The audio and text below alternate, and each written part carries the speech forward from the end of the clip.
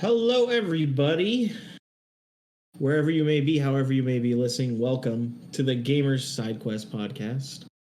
It's been a while since we've been on. A lot of life happening for a lot of us. We'll highlight what's been going on with us going on this entire month.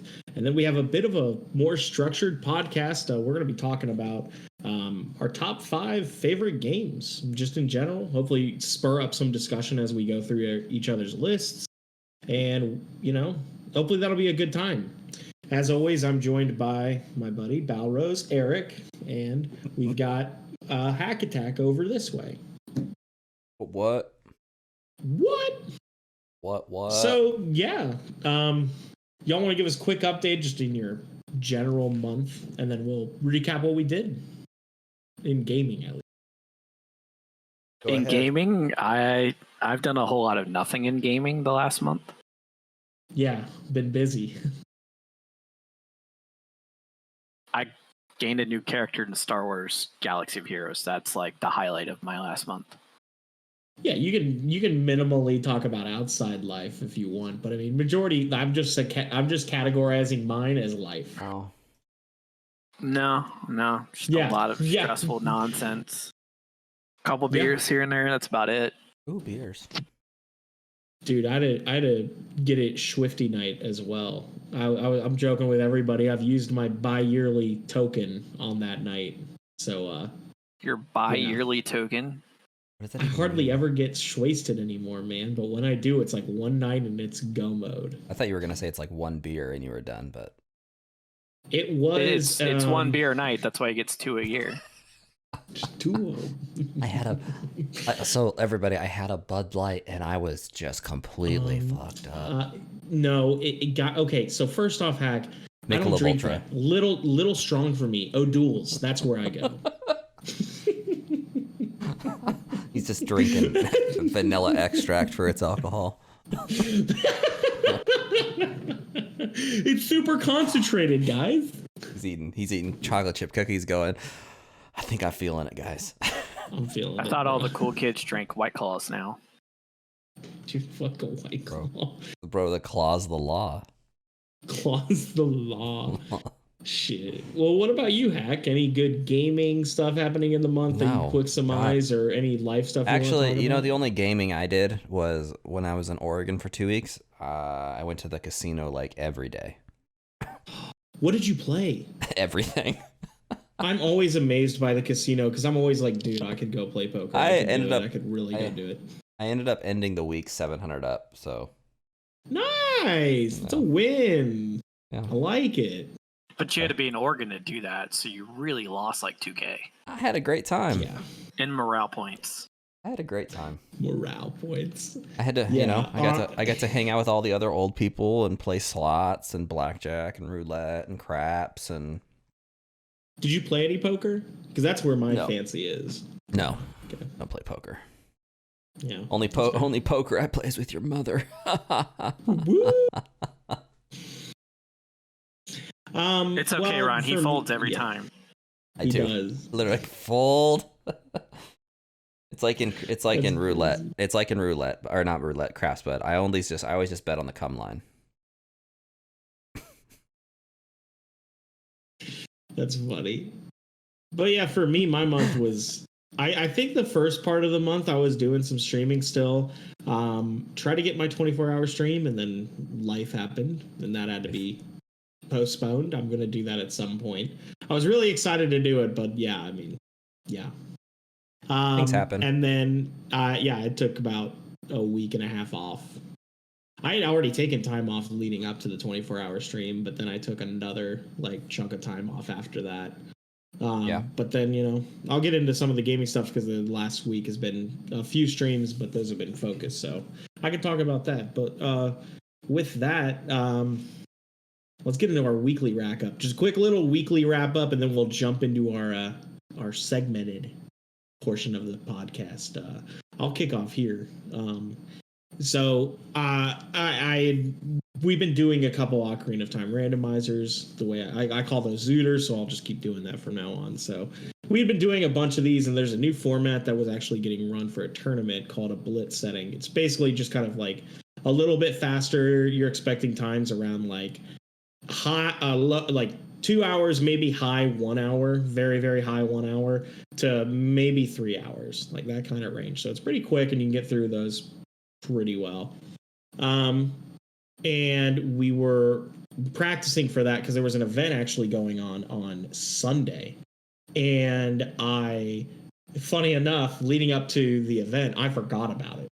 I'm just chilling, doing a bunch of stream quality of life stuff, and a buddy comes in and is like, yo, this is happening. So you ready to go? And I'm like, oh shit, yeah, let me do that. So I get myself all situated and all set for the event. Why is Eric barging in on you like that? Eric wouldn't do that. We were all chilling in voice chat. It was actually my buddy McRip. Not that time. McRip, yeah, you have more friends than us? I have a bunch of friends. There's a lot of friends. If you ever want to meet a lot of good people, there's the M&S Discord. That's where a lot of ours are.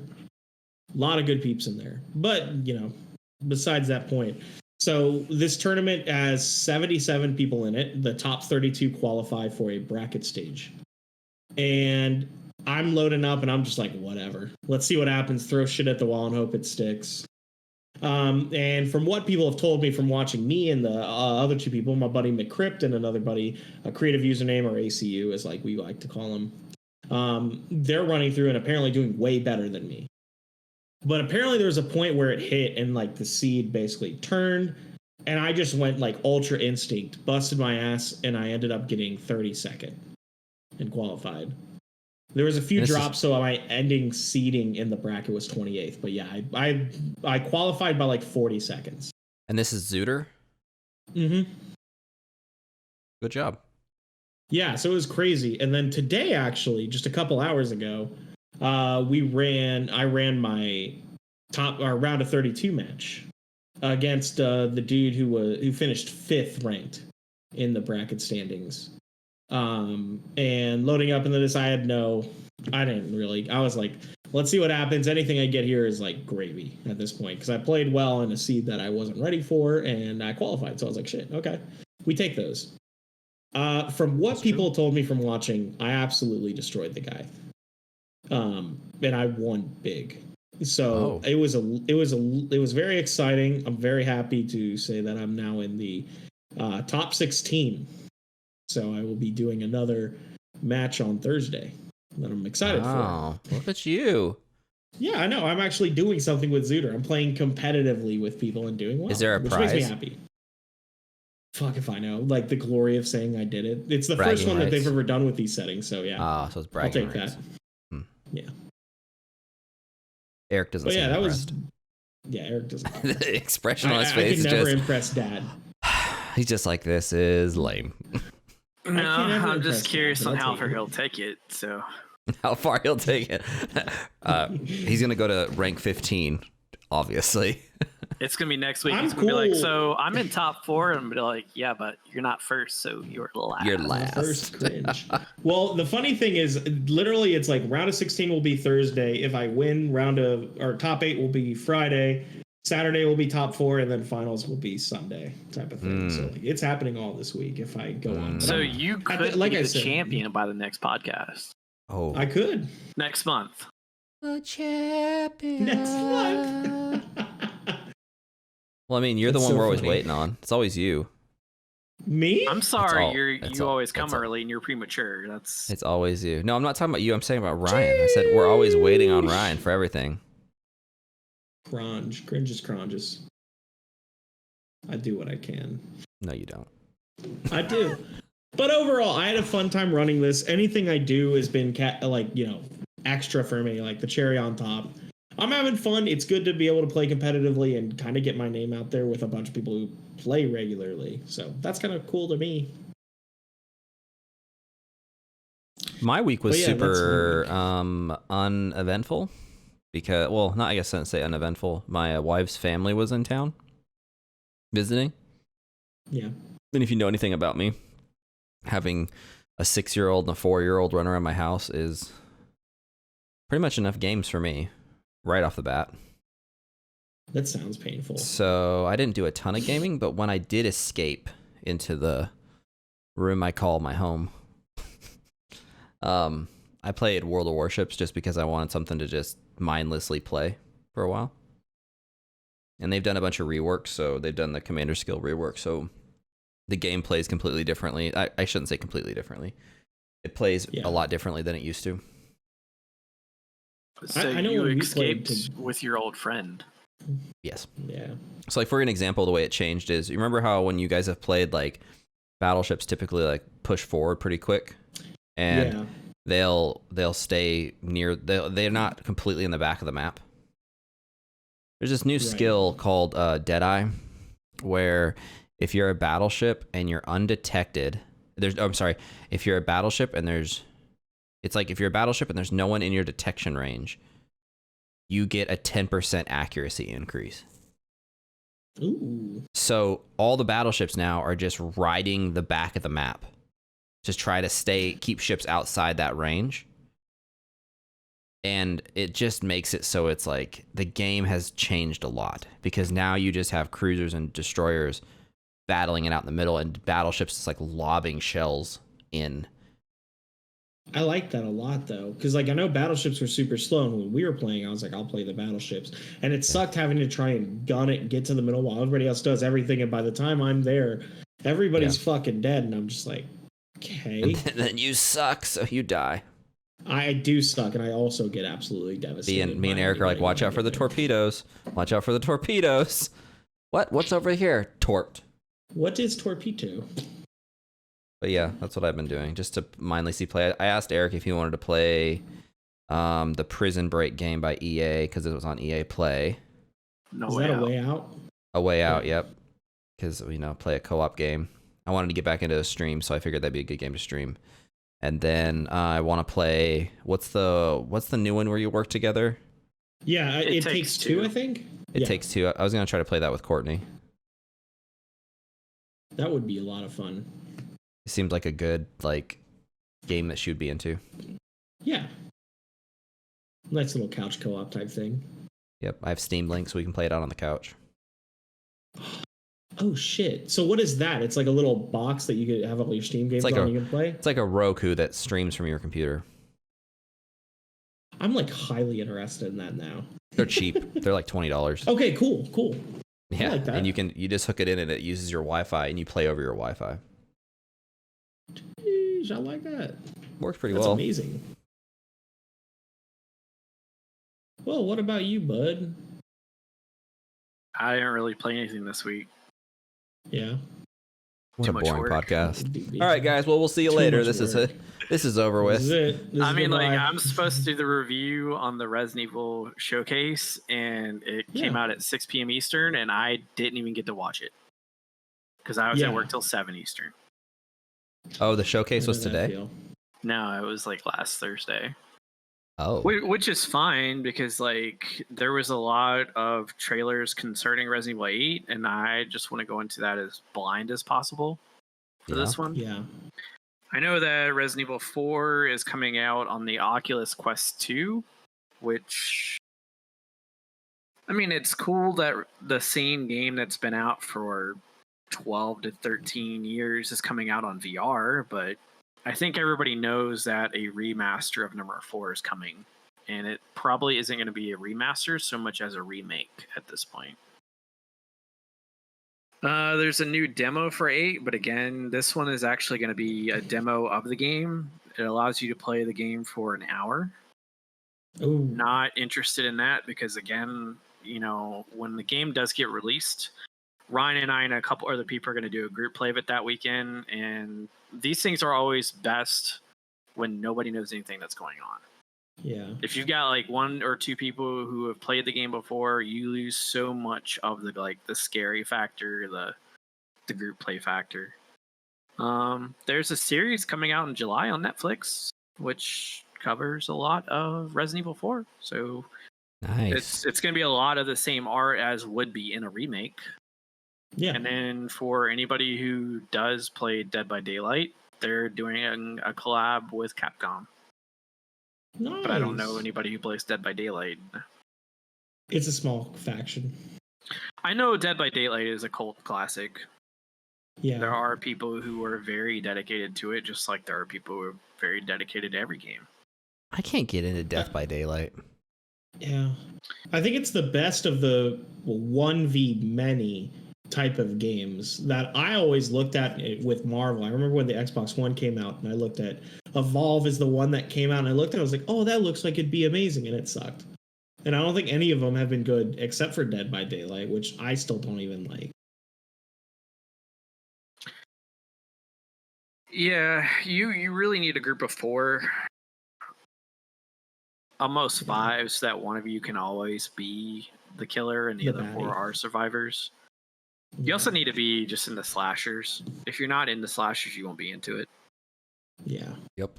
It's got a solid community. Like, its Discord is very active. Right. So I mean, like, it works. Yeah, but I mean, like, for me, April has been. I went back and forth to North Carolina twice in a month. I had a longer drill than normal. Work's just been all over the place. Yeah. But that's all going to change at the end of the podcast when we get to talk about what's coming up. There's a lot coming. Oh, I'm excited for your stuff that you're coming up on. Because I mean, like, it gets my me, legs are going numb with the excitement. It gets me excited. That's at the lack of leg strength in your chair. Jeez. That's what happens when you sit in the toilet too long. Your legs. It's okay. You're getting older. You're getting older. First of all, I don't sit on the toilet. Stand for both of them. I'm sorry for your floor. Stand for both of them. Well, if you don't stand for anything, you'll fall for those gains. All right. Well, with that, you got to watch now. We need to get you into Apple Fitness with the rest of us. I'm in Apple Fitness. Oh, I need to get my watch today. That's what I'm going to do after the podcast. I'm going to get my watch. You've been saying it for like I'm going to plug it in. month. Wait, you have an Apple Watch? Listen. Yeah, I have an Apple Watch, but it's an old. What's up? What? Bro, you're not going to nearly do as many steps as us. No. I'm not. So the cool thing about the fitness is that it's not calorie or step based. It's percentage based on your goals. Ooh, okay. It's been a while since I've had it set up. How are those new ellipticals treating you? I fucking hate them, man. Why? Why don't you just join the dark side, come over to spin.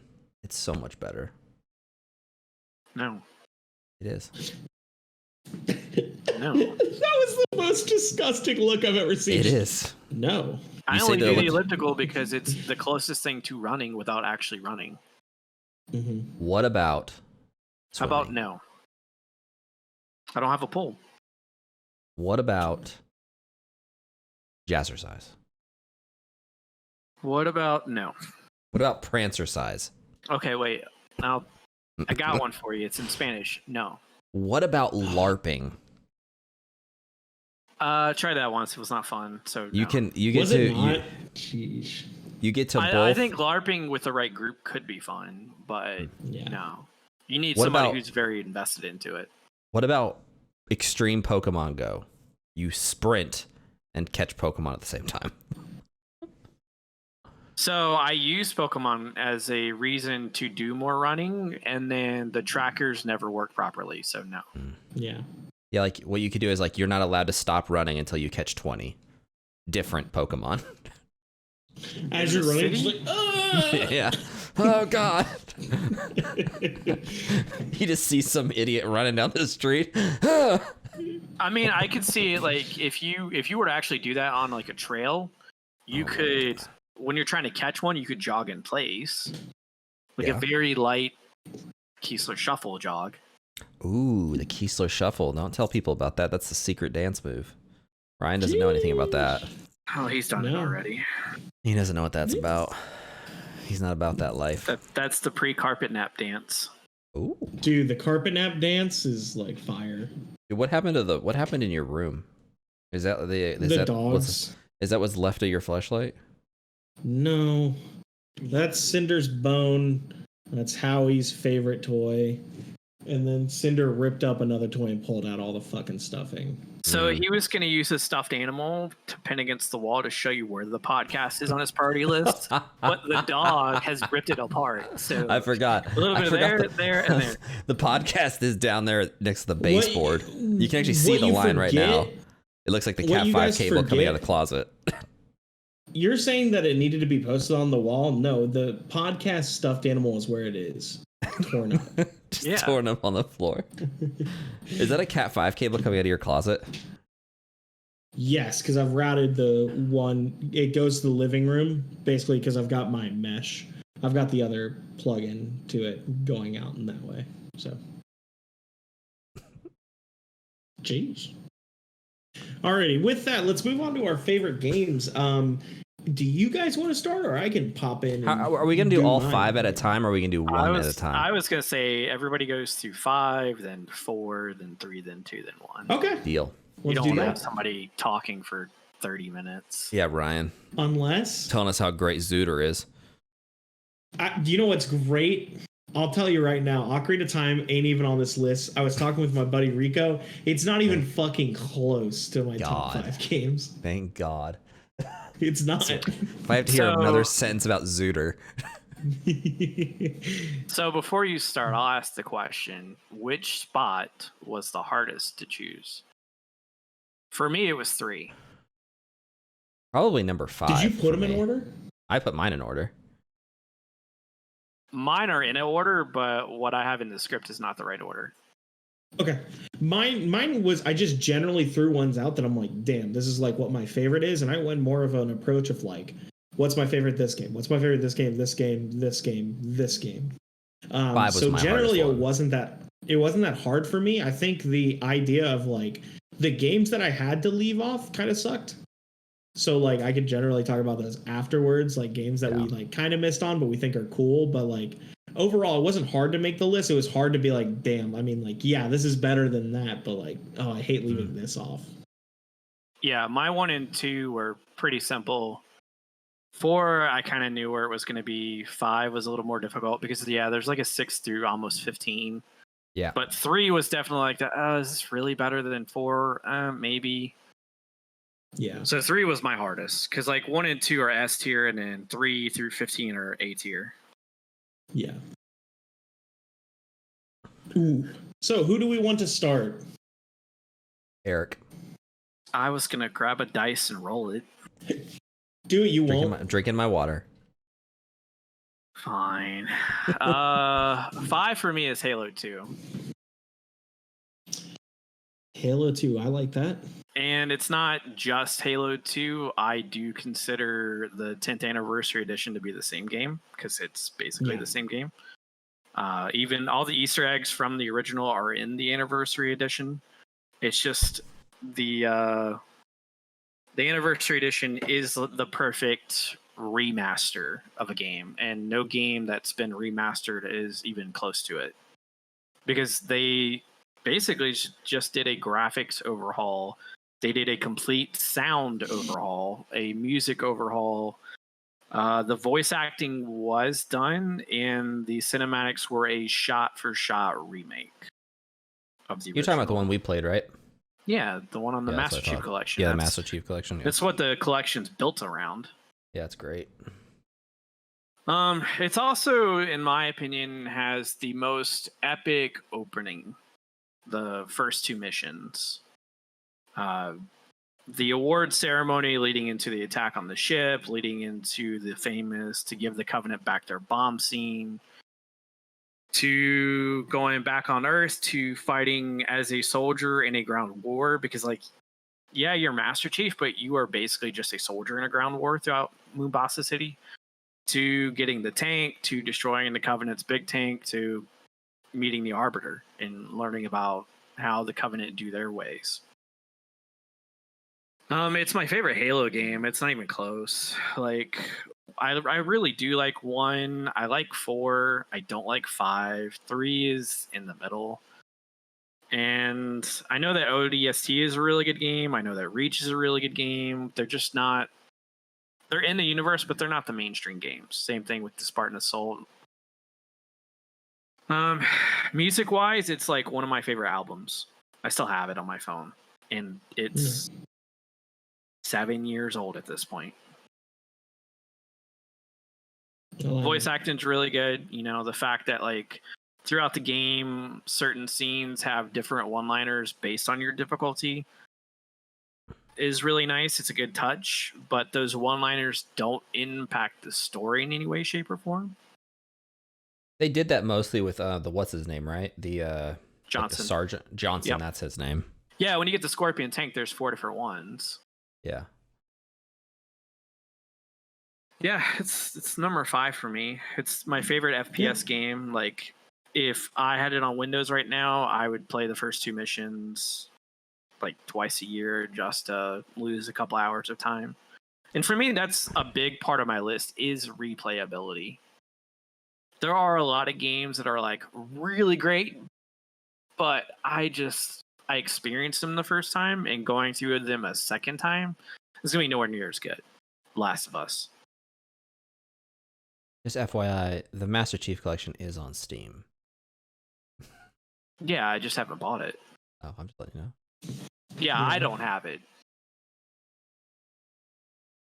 That's my 5. That's fair. Go ahead, Ryan. Yeah, I was going to ask you, did you ever play the online stuff? Because I know original Xbox style, you had to buy the big old block that you would put in. I just remember as a kid, for us, we did do that. We like bought the block and we're like in our room, like, oh, put it outside so we can reach dad's office to get the internet signal. So I played a little bit of 1 on the Xbox, and I played a lot of 2 online. Mm-hmm. Battle Rifle was my favorite gun. It wasn't even close. Oh, it's the best. We couldn't play online. We had to have LAN parties when I was a kid. LAN parties were also sick. I know we did that at college too, where everybody was like, Halo. We did Halo 3 though. They're like, Halo 3, everybody, get your Xbox 360. And we're like, all right, and just land everybody up. Had like 16 people in our dorm, and it was sick. Mm-hmm. Yeah, and I would say that number 5, there was a lot of nostalgia because like I played it before graduating high school, and then we played it 7 years ago. Yeah. Yep. So I played it as a teenager, and then I played it again in my 20s. And if you remastered it 3 years from now, I'm going to play it again. Isn't it crazy? It's been 7 years since Master Chief Collection. Yeah. Nuts. Wow. That's crazy. We're old. There's only been two Halo games since that. Well, no, 4 was in Master Chief Collection. There's only been 5. Yeah. There's only been 1. And you got to remember There's that 5 one. came out in 2015. Yeah. That's insane. So like Halo Infinite has a lot to live up to. Yeah. Or a lot of disappointment. Hey, at least they added more time to hopefully make it good. Really? I would say I don't think this one's going to be disappointing. Like there's not a franchise I know that has 2 disappointing entries in a row. That's not EA related. Is it going to be on PC? I don't. Not out the gate, I don't think. So, I mean, are you going to buy an Xbox to play it? No. Yeah, exactly. I've debated about a Series S because you can do a lot of stuff. Like you can play. It would surprise me if it's not a purchasable game on Xbox Game Pass right out the gate for Windows. Okay. Yeah, if it's on Windows, I'll play it. For sure. Yeah. I know there's nothing else that's driving the new Xbox, really. None. No, there's been nothing. And like, Xbox Game Pass is now the Xbox app will support Game Pass. They're working on it on iOS, so they are working with that relationship. Pretty much, if you're not a Sony product, they're going to work with you. Yeah. Yeah. Wouldn't surprise me if like Microsoft and Nintendo form a partnership at some point. Can you imagine? Yeah. I've thought about though getting an Xbox Series S, the digital one. Mm-hmm. Especially if I can find it cheap, because you can do stuff like put RetroArch and you can play a bunch of old you can like emulate a bunch of old games on it. So like that could facilitate you playing like a bunch of ROMs and shit, and that could be a cool way of doing stuff. But like if that's my number one reason for getting it, I'm never gonna fucking grab it. Yeah. Are you gonna tell us what your 5th game is? Yeah, my fifth game is pretty simple. It was a big portion of my entire high school and early college days, but that's NCAA football, the entire series. It's basically the same game every time with little quality of life updates. What should be, patches, but it is what it is. But yeah, Dollar gotta make patch. money, EA. Yeah, I know. But it was one of my favorite series growing up. I put a lot of time into it. It's the reason I'm a college football fan in general. If I'd never played that game, I would have never been there. I remember as a kid in high school, and my brother had it, and literally, it's one of the reasons that I like the football team that I like, because literally, as you're going through scrolling from the team, starts you in A, and I go down to Arizona. I'm like, oh, that looks cool. I like those colors, and I clicked it, and then I was like, okay, I'll play with this team, and then I eventually watch them on TV, etc., etc. It's history from there. But like, football in general has been a big part of my life. I love watching it. I love playing it on the football series games, and then like from there I've been like a huge proponent of it. But like NCAA was my first of doing content creation as well, doing like me playing a dynasty with a bunch of people online, my first like interaction with people in an online space, a community type of thing. As well as being able to play just random ranked games and commentating on all these. There was it's a big part of my life in general. So I think it's hard for me to keep it off the list, especially when I look at the new game coming out in like 2023-ish, kind of in that range, maybe 2022 if they get their ass in gear. Like, hard for me to be like, no, I'm not gonna play it. So like it's very high up for me, but in general, it's a lot of nostalgia and a lot of like, I just like football. I like football. I like football, mama. Football, good. Football's the devil. I don't know, man. It's just one of the best. Captain Insano. But yeah, I don't think we need to brush more up on it. It just is what it is. Are you looking forward to the next one? It's the best football game, in my opinion. But yeah. Yeah, you give us 5, Hack.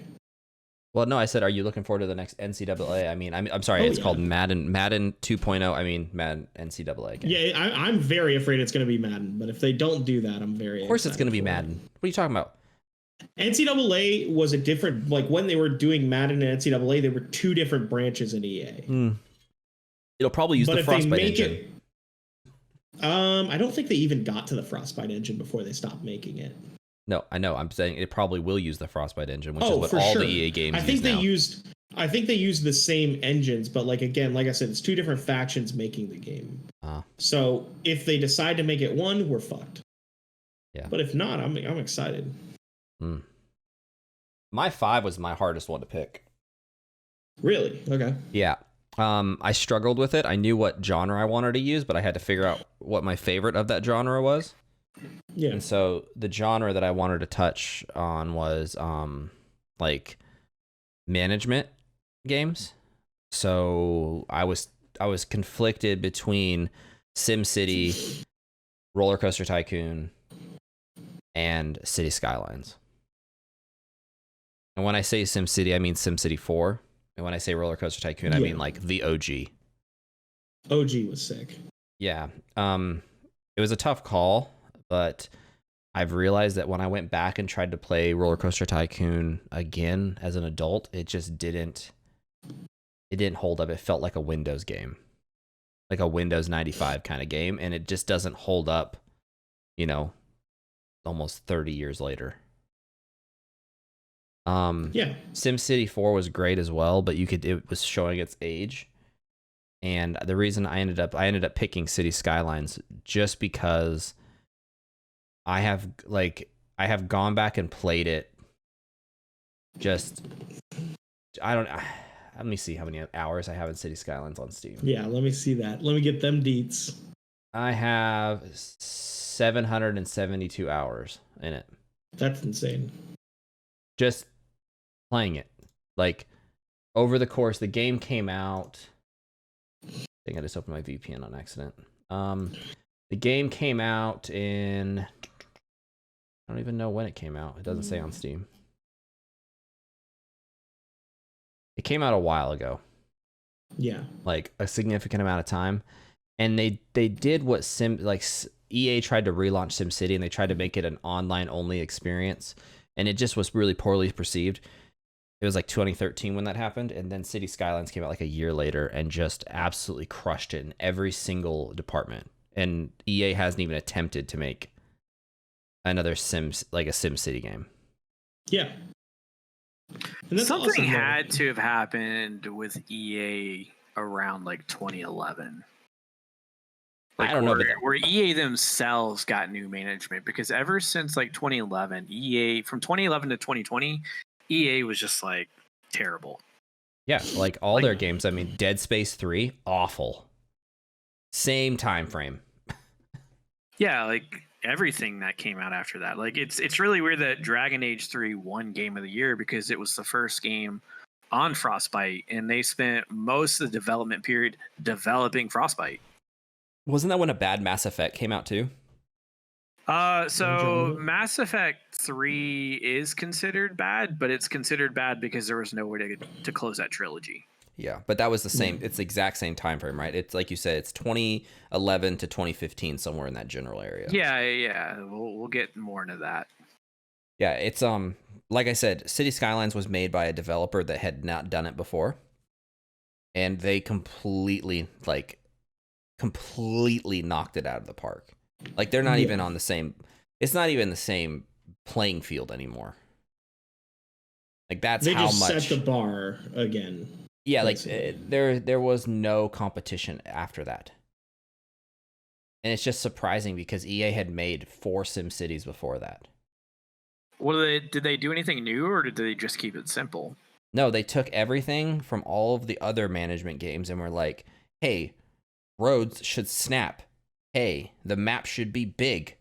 Hey," like anything and everything you can think of that would make like little easy changes just made it better. Yeah. Whereas SimCity tried to do like the online only, where you could build a city this big, and it just kind of went vertical. And like their argument was, well, we can't have you build bigger cities because of the game engine won't run it, right? Literally someone modded it, and like basic computers were running like 8 square maps. EA is very much like, we can't do it, and if you prove them wrong, they just shut up. EA is a bad company. Exactly. I think that was the last Max. I think SimCity was the last Maxis game. Yeah.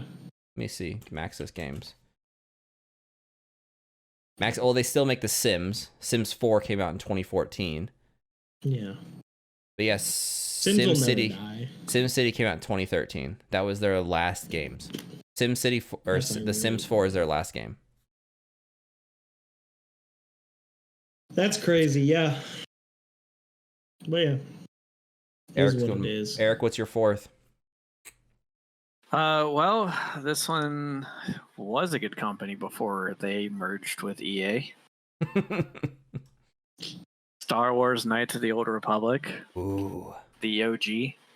Yeah, that was a good one. The game that got BioWare on the map. Yeah. Good game. I mean, like, Baldur's Gate 2 really got them on the map, but I think it was a PS2 exclusive, so Knights of the Old Republic came right afterwards. It's the best Star Wars game, and it's not even close. Like, you can say that if you like flying simulators more, you can say that you like Rogue Squadron on the 64 better, but like in terms of just overall lore and Star Wars-iness, it's the best game there is. It also has what is considered the best plot twist in any video game. It's at least in a lot of publishers' top 3. BioShock is one of the ones that like competes with it. Red Dead Redemption is another one. But you know, it's you travel to 7 to 8 different planets. This is one of those RPG-esque games where this was Mass Effect before Mass Effect, really. Like, it used D&D 5e combat style, so it was kind of turn-based, but it was turn-based based on, like, your character's speed. And you could queue actions for characters, and you would have, like, a party of 3 or 4 people, so you could, like, bounce around from member to member queuing actions. The story is one of the best. The fact that like Revan as a character is something that Disney really won't even touch tells you how popular the character is. Like Revan as a character in Disney's universe is mentioned one time, and like it's the Revan Legion on Exegol. That's it. Yeah. Before The Mandalorian, Revan was considered the most popular non-Skywalker saga character, and The Mandalorian happens during the Skywalker saga, so I don't know how that applies.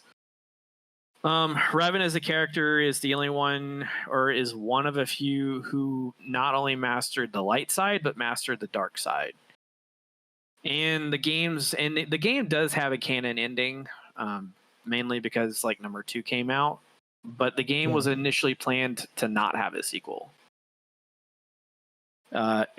It's mine because the plot twist was too good. Like what I expected to happen and what happened were two completely different things.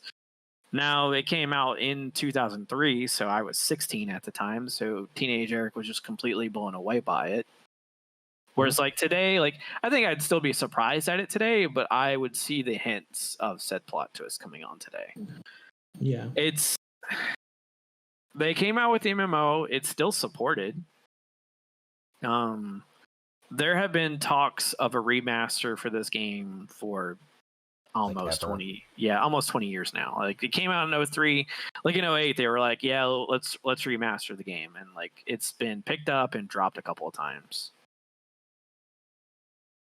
But you could customize like almost everything. Like the color of your lightsaber could be customized. Whether you had a single blade or a dual blade. There was pod racing in the game. There was the Star Wars version of Blackjack in the game. You had an assassination droid that wanted to kill you as a party member, and some of the best dialogue was from that character. Both Malik and Bastila Shan were both really good characters.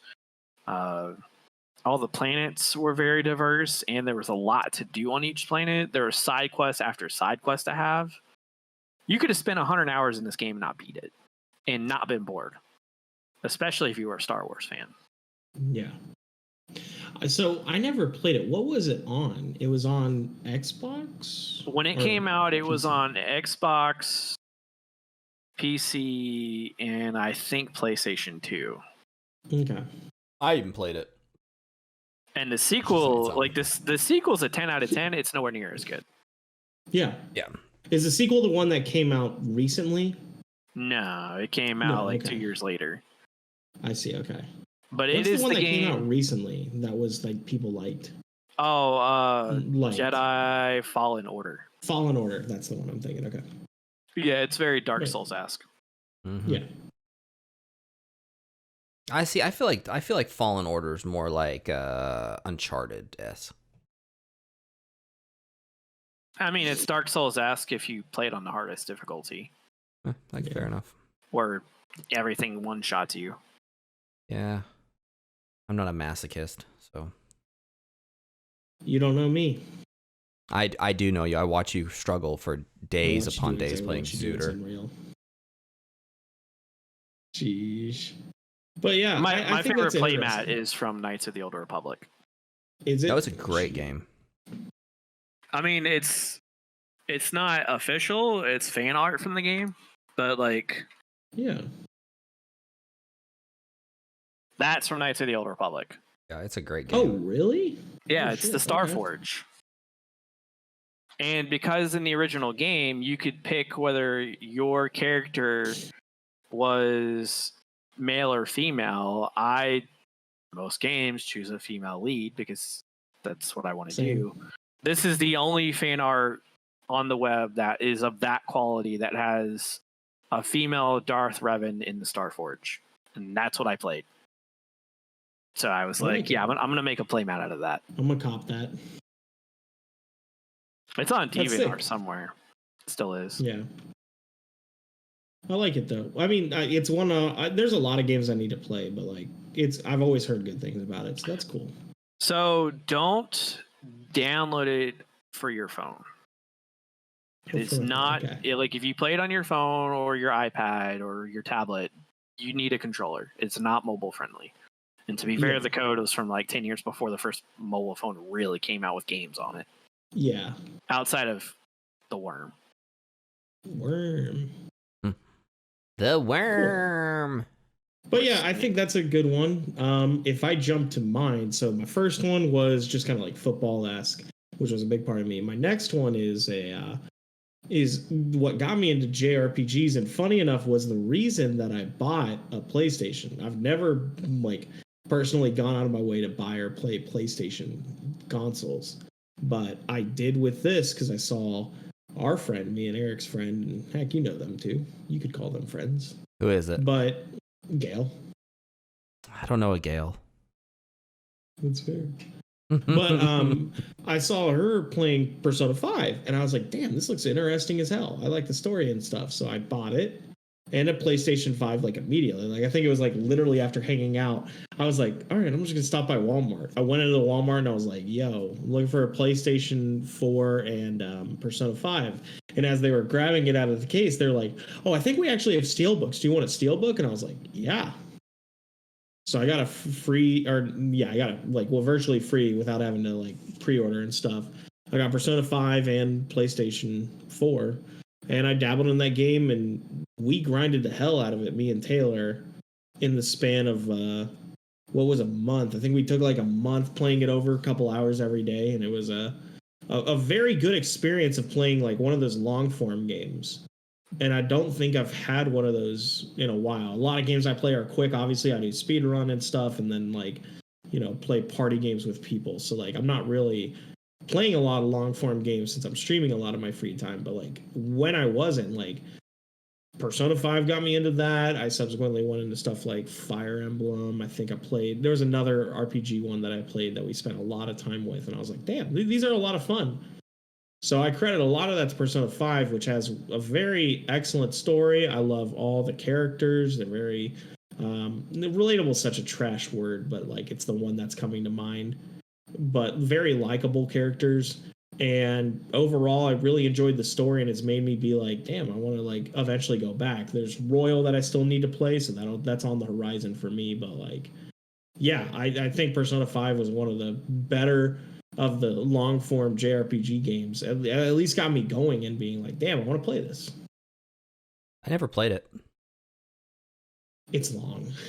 So oddly enough, both of our choices are turn-based RPGs. Yep. And like, I couldn't bring myself to get really far in Persona 5 because it was turn-based.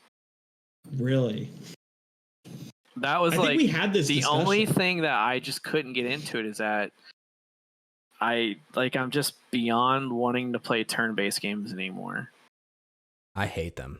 I need to find a cinematic for it because I know the story is really good, and yeah, I'm sure somebody on YouTube has like a 15-hour cinematic I can grind through in 2 days. Sure. Yep. Yeah, and isn't there an anime coming out on it? I think it already is out. So then it would have came out like in the last year, probably. Yeah. The only turn-based game I can tolerate is Pokemon. That's crazy because I love turn-based. Because like Fire Emblem is another one that's like turn-based board, but it's like more war-y. Like you have to move your positions around, and then when they battle, they have their thing. But like you have your turn of moving your minions, and then they have their turn of moving all their guys. And I really enjoyed that type of game. But I also really enjoyed the Pokemon-esque turn-based battle system where it's like I do a thing, you do a thing, and it like bounces back and forth like that. There's weaknesses and stuff. I really enjoyed that factor. Like if I'm comparing it to a game that I also played that I had a lot of gripes back and forth with, Kingdom Hearts was a series that I think is very good as a decent story if you can follow along the convoluted paths it has. Kojima says hi. A lot of combat I hated. I hated so much combat in Kingdom Hearts. Yeah, what's that Which game? I find crazy. I'm trying to think of a game right now that is turn-based that I've always wanted to play, but I've never played it. Yeah. It's like XCOM. XCOM 2. XCOM. Yeah. It's XCOM turn-based. is like ridiculously difficult, if I remember. Yeah, it's XCOM 2 is supposed to be like one of the best games. People rave about it, but it's turn-based. And you have to have like a group. I've heard that you really want to play it with people. And I just haven't done it. Yeah. Yeah, because you need what, 4 total? Something like that. And it's ridiculously difficult from what I remember. Yeah, like if you die, your character dies. That's yeah. it. There's no you have to get a new character. You have to like find a new guy. Yeah, I think I do have it. I've at least played it once and I was like, I'm out.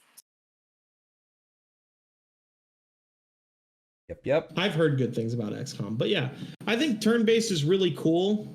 I'm surprised you guys don't like it, but I mean, like, it doesn't, you guys like a lot more fast-paced types of games.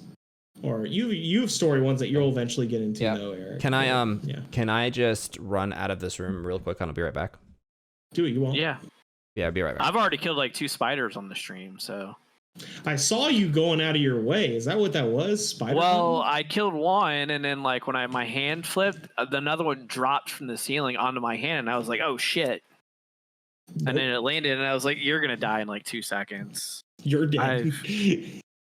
The weather's starting to warm up, so there's nothing else that can be done about it, really. I'm on the 2nd floor, so I can't imagine what the first 4 people are having to deal with today. Dealing with, yeah.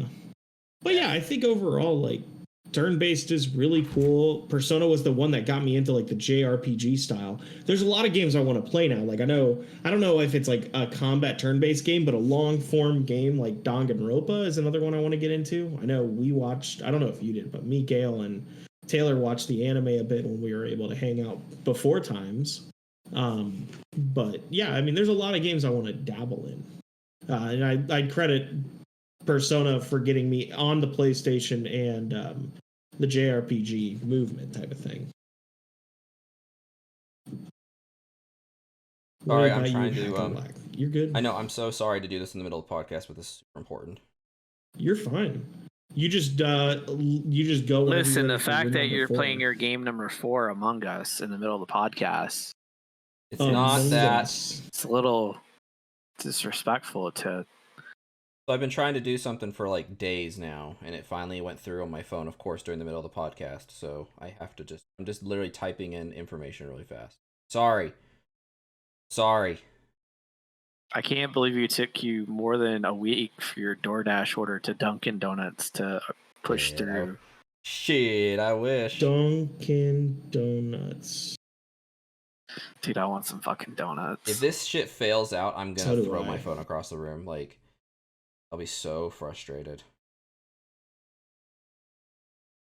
If what fails out? That's one thing I miss incredibly is donuts from dieting. Where I live. Hey now. I am currently at. Damn it! 2,100 calories burned a day. I need the internet. And I haven't burned any calories.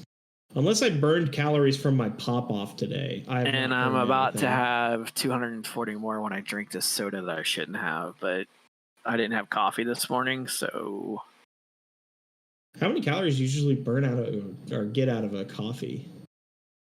So mine, the one that I've been ordering, only has 180 in it. That's not and it's 180 standard, but I don't get the pumps of vanilla in it, nor the caramel drizzle. But the app doesn't take those calories out, so I call it 180. Yeah. I'm getting to the point where I'm going to buy an espresso machine and just start making shots of espresso every morning. Yeah. I just got to talk to Cody's wife and see what she does for coffee, because I know she makes her own now and has this like fancy schmancy thing, and it's good coffee. It is. My wife does make pretty great coffee. I don't drink coffee, but I hate banking. Like I now I have to go to my bank, verify the process, blah blah blah. Did I authorize this? Yes. Yes, I bought things. Do you mind, bank? Sir, we just wanted to verify that you bought a box of condoms at Target. You've never done that before. Yes, that was me. I know what I'm about. Bank? We really need Evan in this podcast, because I would just make Jack O'Shea references every single time he's in here. I know, it would be great if Evan was in here. I don't know what it's doing. It literally says, select authorize, and then once verified, this window will close and you'll be directed back to your merchant. I have authorized it. It's not moving!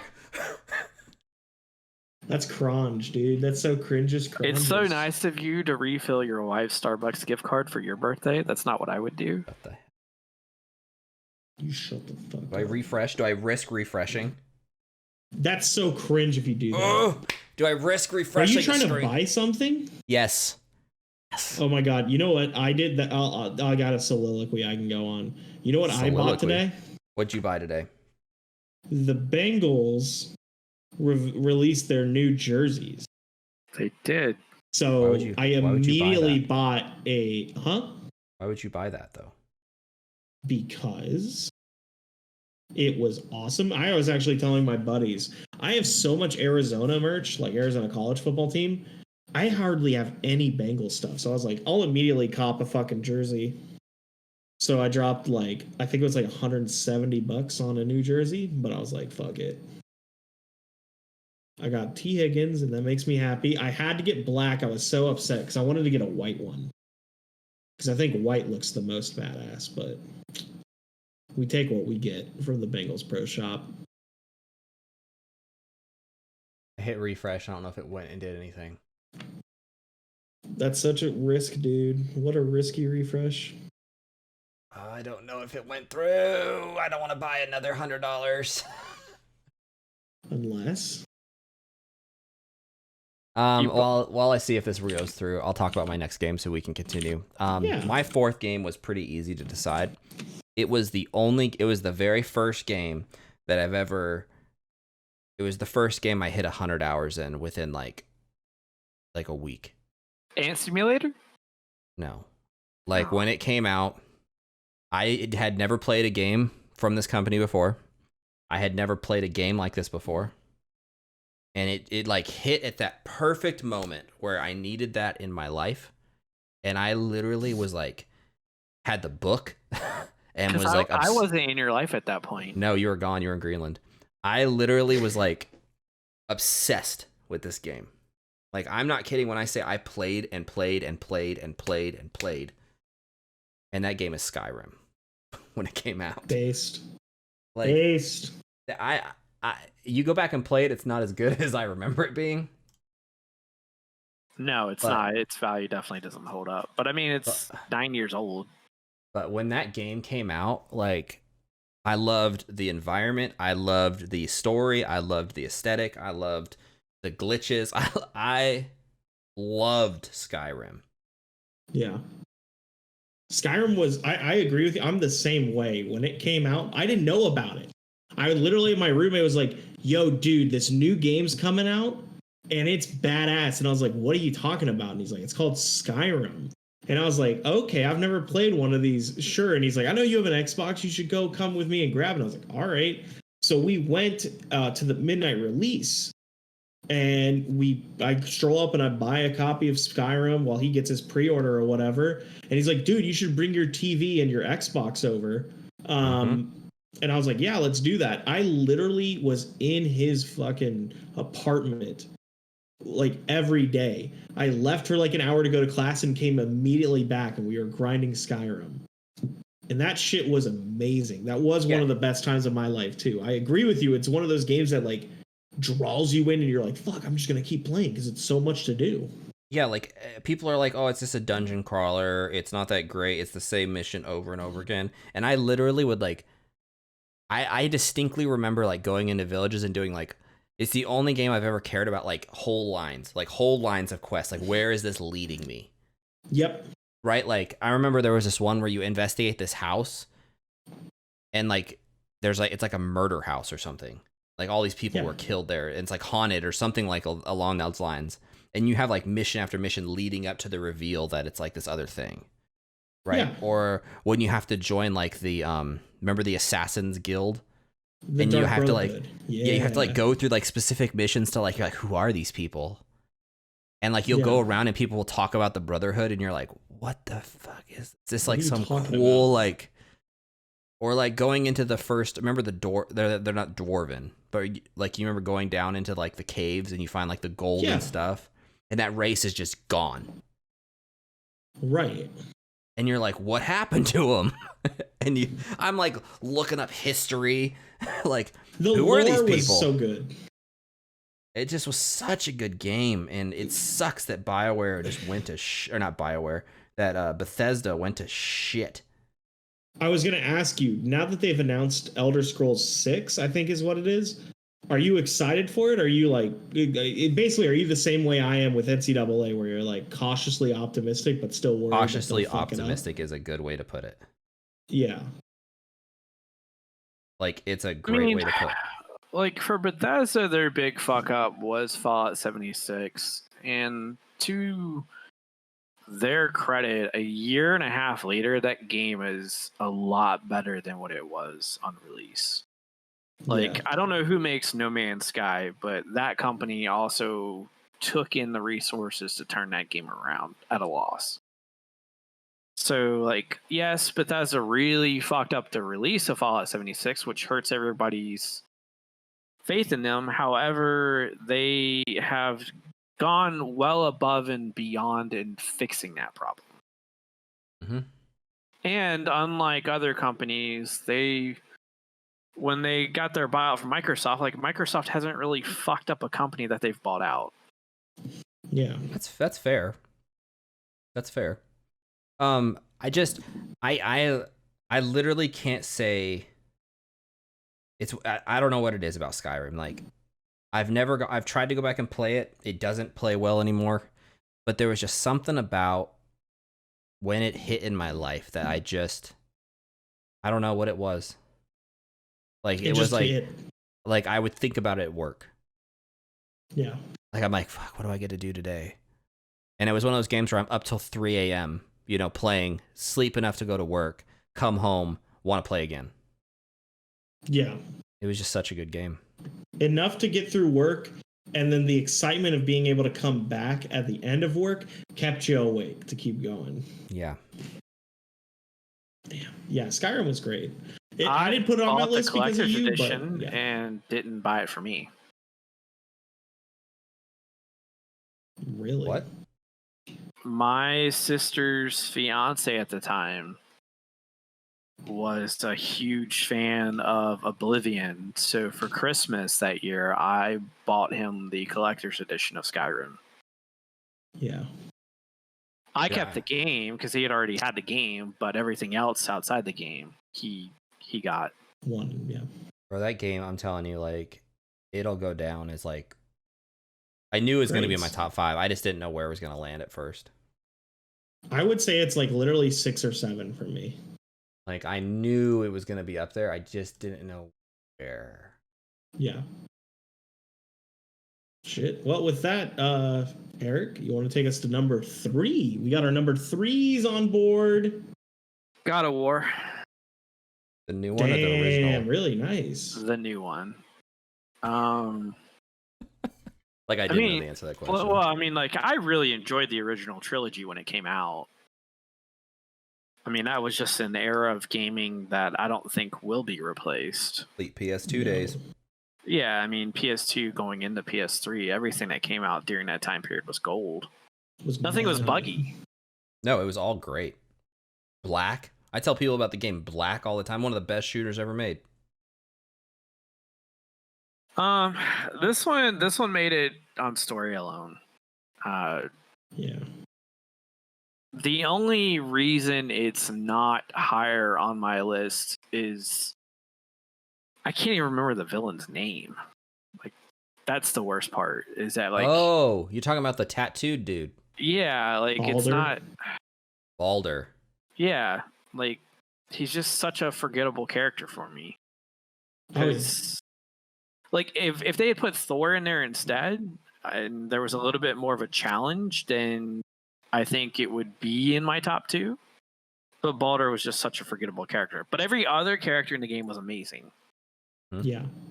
And the story that it tells of not just Kratos, but Artaeus' journey is really fucking good. The way that game ends could not have ended any better than it did.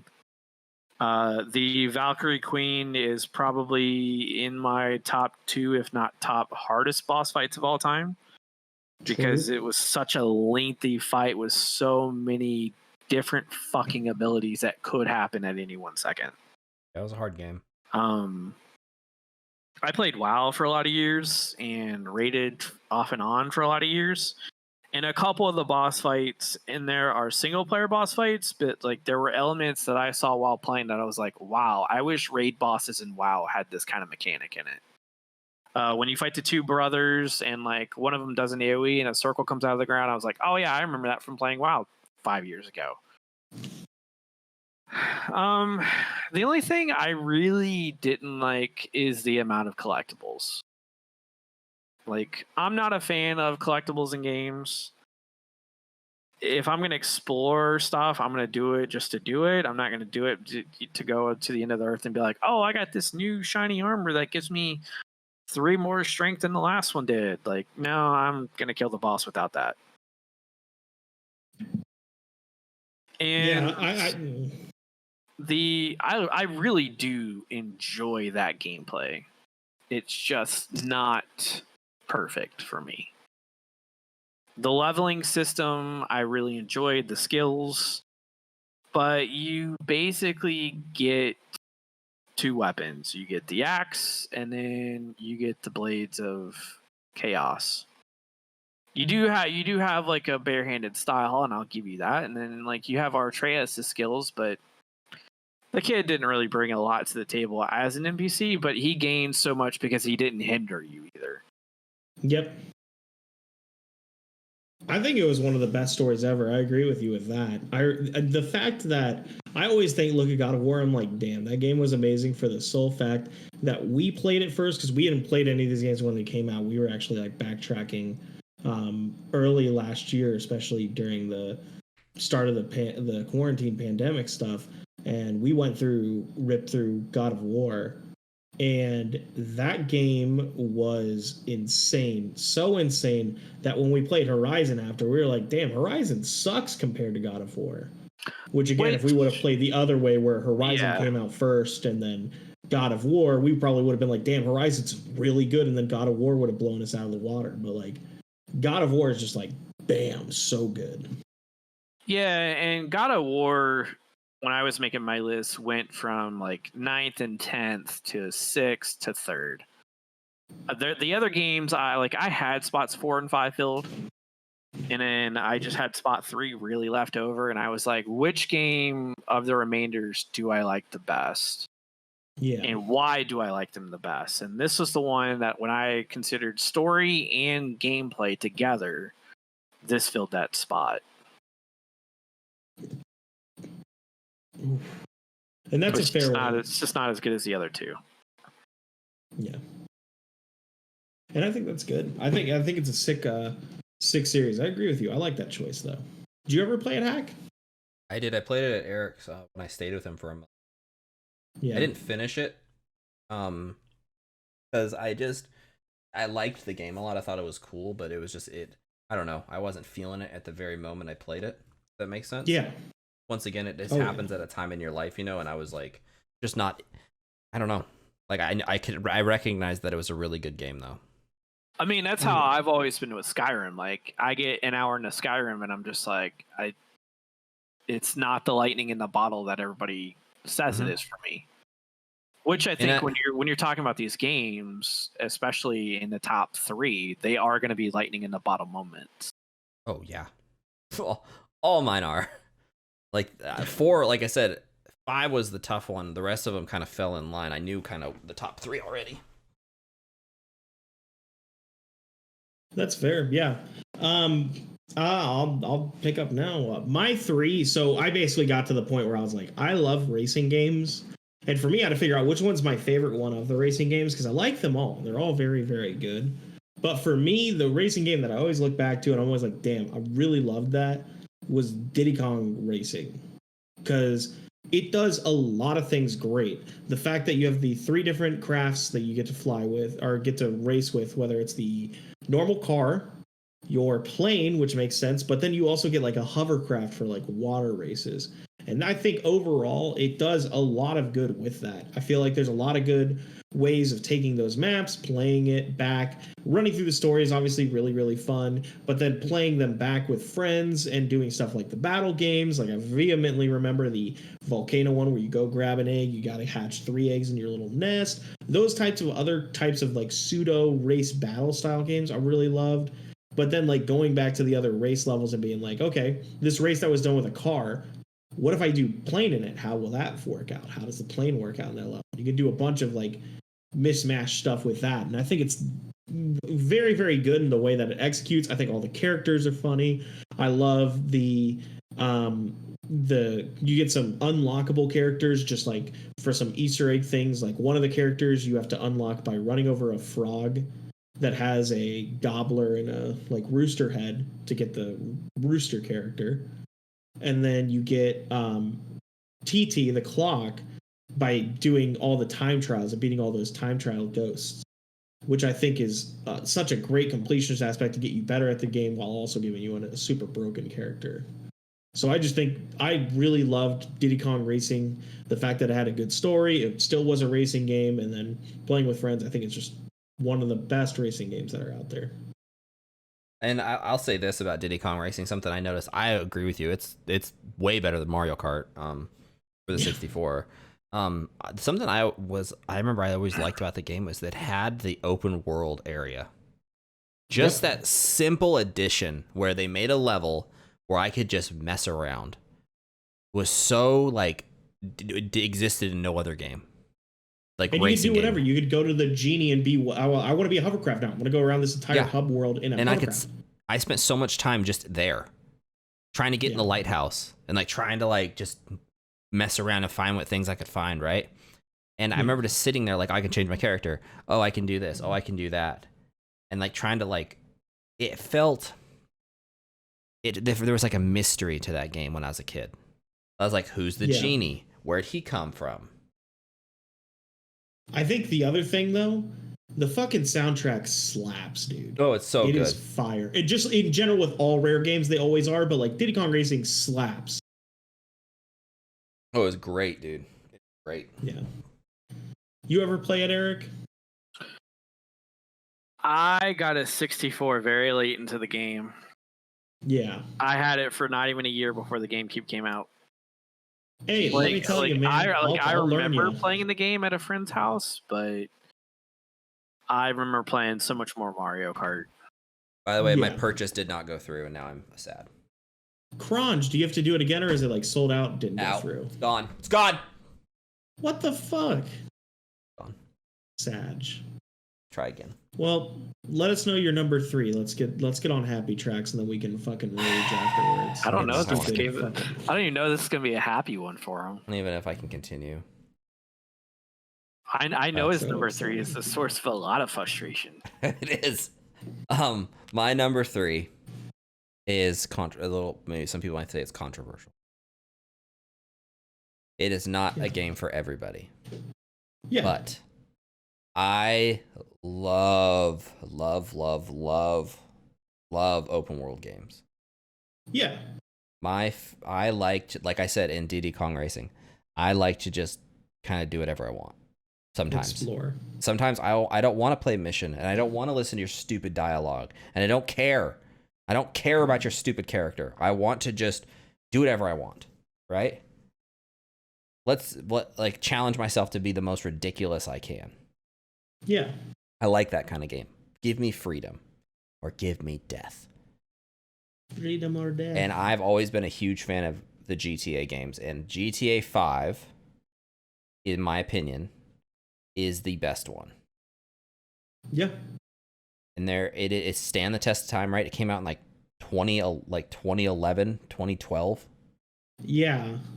Like it's been out now for 10 years. And people it still brings in billions of dollars on its online thing. Like I don't even know if they'll ever make a 6 at this point. Because it's still, and like you look at it, it's still graphically good. It still plays well. Like it's almost like Rockstar's what's the word I'm looking for? Mario Kart. It's like their It's like their Skyrim. Yeah, it's like this is our crown jewel of a game. Yeah. Like it stands above all else. Like Red Dead 2's come out, GTA 5's better. Yeah. As a game. Well, it's the like same Red thing Dead as Well, Red Dead 1 was better than 2. Yeah, Red Dead 2 Yeah. is great cinematically, but it's just not, I don't know, it has no replayability for me. Yeah. Whereas like I even got Eric into GTA and we played it for a couple months. Yeah. Like it just I don't know what it is, the open worldness of it, I've bought it probably 4 times on different things Xbox 3, Xbox One, PC, like just.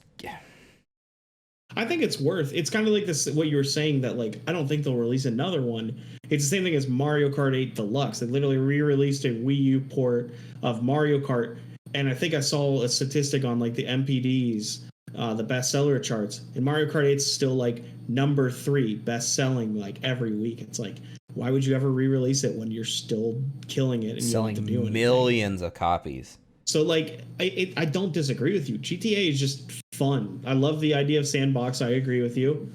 I know there's people who are doing like, I think if I'm remembering correctly, like, have you heard of NoPixel server? The NoPixel server? I don't know. Oh, like you're talking about role-playing games? Mm-hmm. Like they use GTA for that, right? Yeah, like people are like literally like making new games in GTA. Exactly. Like people are like police officers and crackheads and like Rockstar at some point is going to come out with number 6. Well, eventually. Oh, for sure. They're definitely not quick rolling it. But they can sit on it is the idea. Like at a minimum, Rockstar themselves needs to do a remaster of 5. That'd be cool, yeah. That's the only problem I have with it today is that so many of the graphic mods, they're not allowed. Oh yeah, online and everything. Like you can't play that. And like it's cool that the game plays very smoothly in 1080p at 60 frames, but that type of gameplay on computer was 6 years ago. Yep. Let me get my 4K and ray tracing online. Yeah. Yeah. Spend a shit ton of money on a graphics card. I want to use it. I would like my graphics card, please. No. I got the card. I want to use the card. That's fair. Cody doesn't. But I agree with you. Can you play it on your like PlayStation 5, Xbox Series XY, XS? You know, can you play it on those? It's just like the lower quality type of thing. Yeah, because Rockstar hasn't done a remaster of it. No. Yeah. So the problem with the online mods is they're like PC. You can run 4K. Like it does have a 4K mode, right? But it's not. How do I say this? It doesn't run. It's upscaled. Yeah, it doesn't run well because it was 4K. There are people who have overhauled the game themselves. Like it's 4K from 2015. Yeah.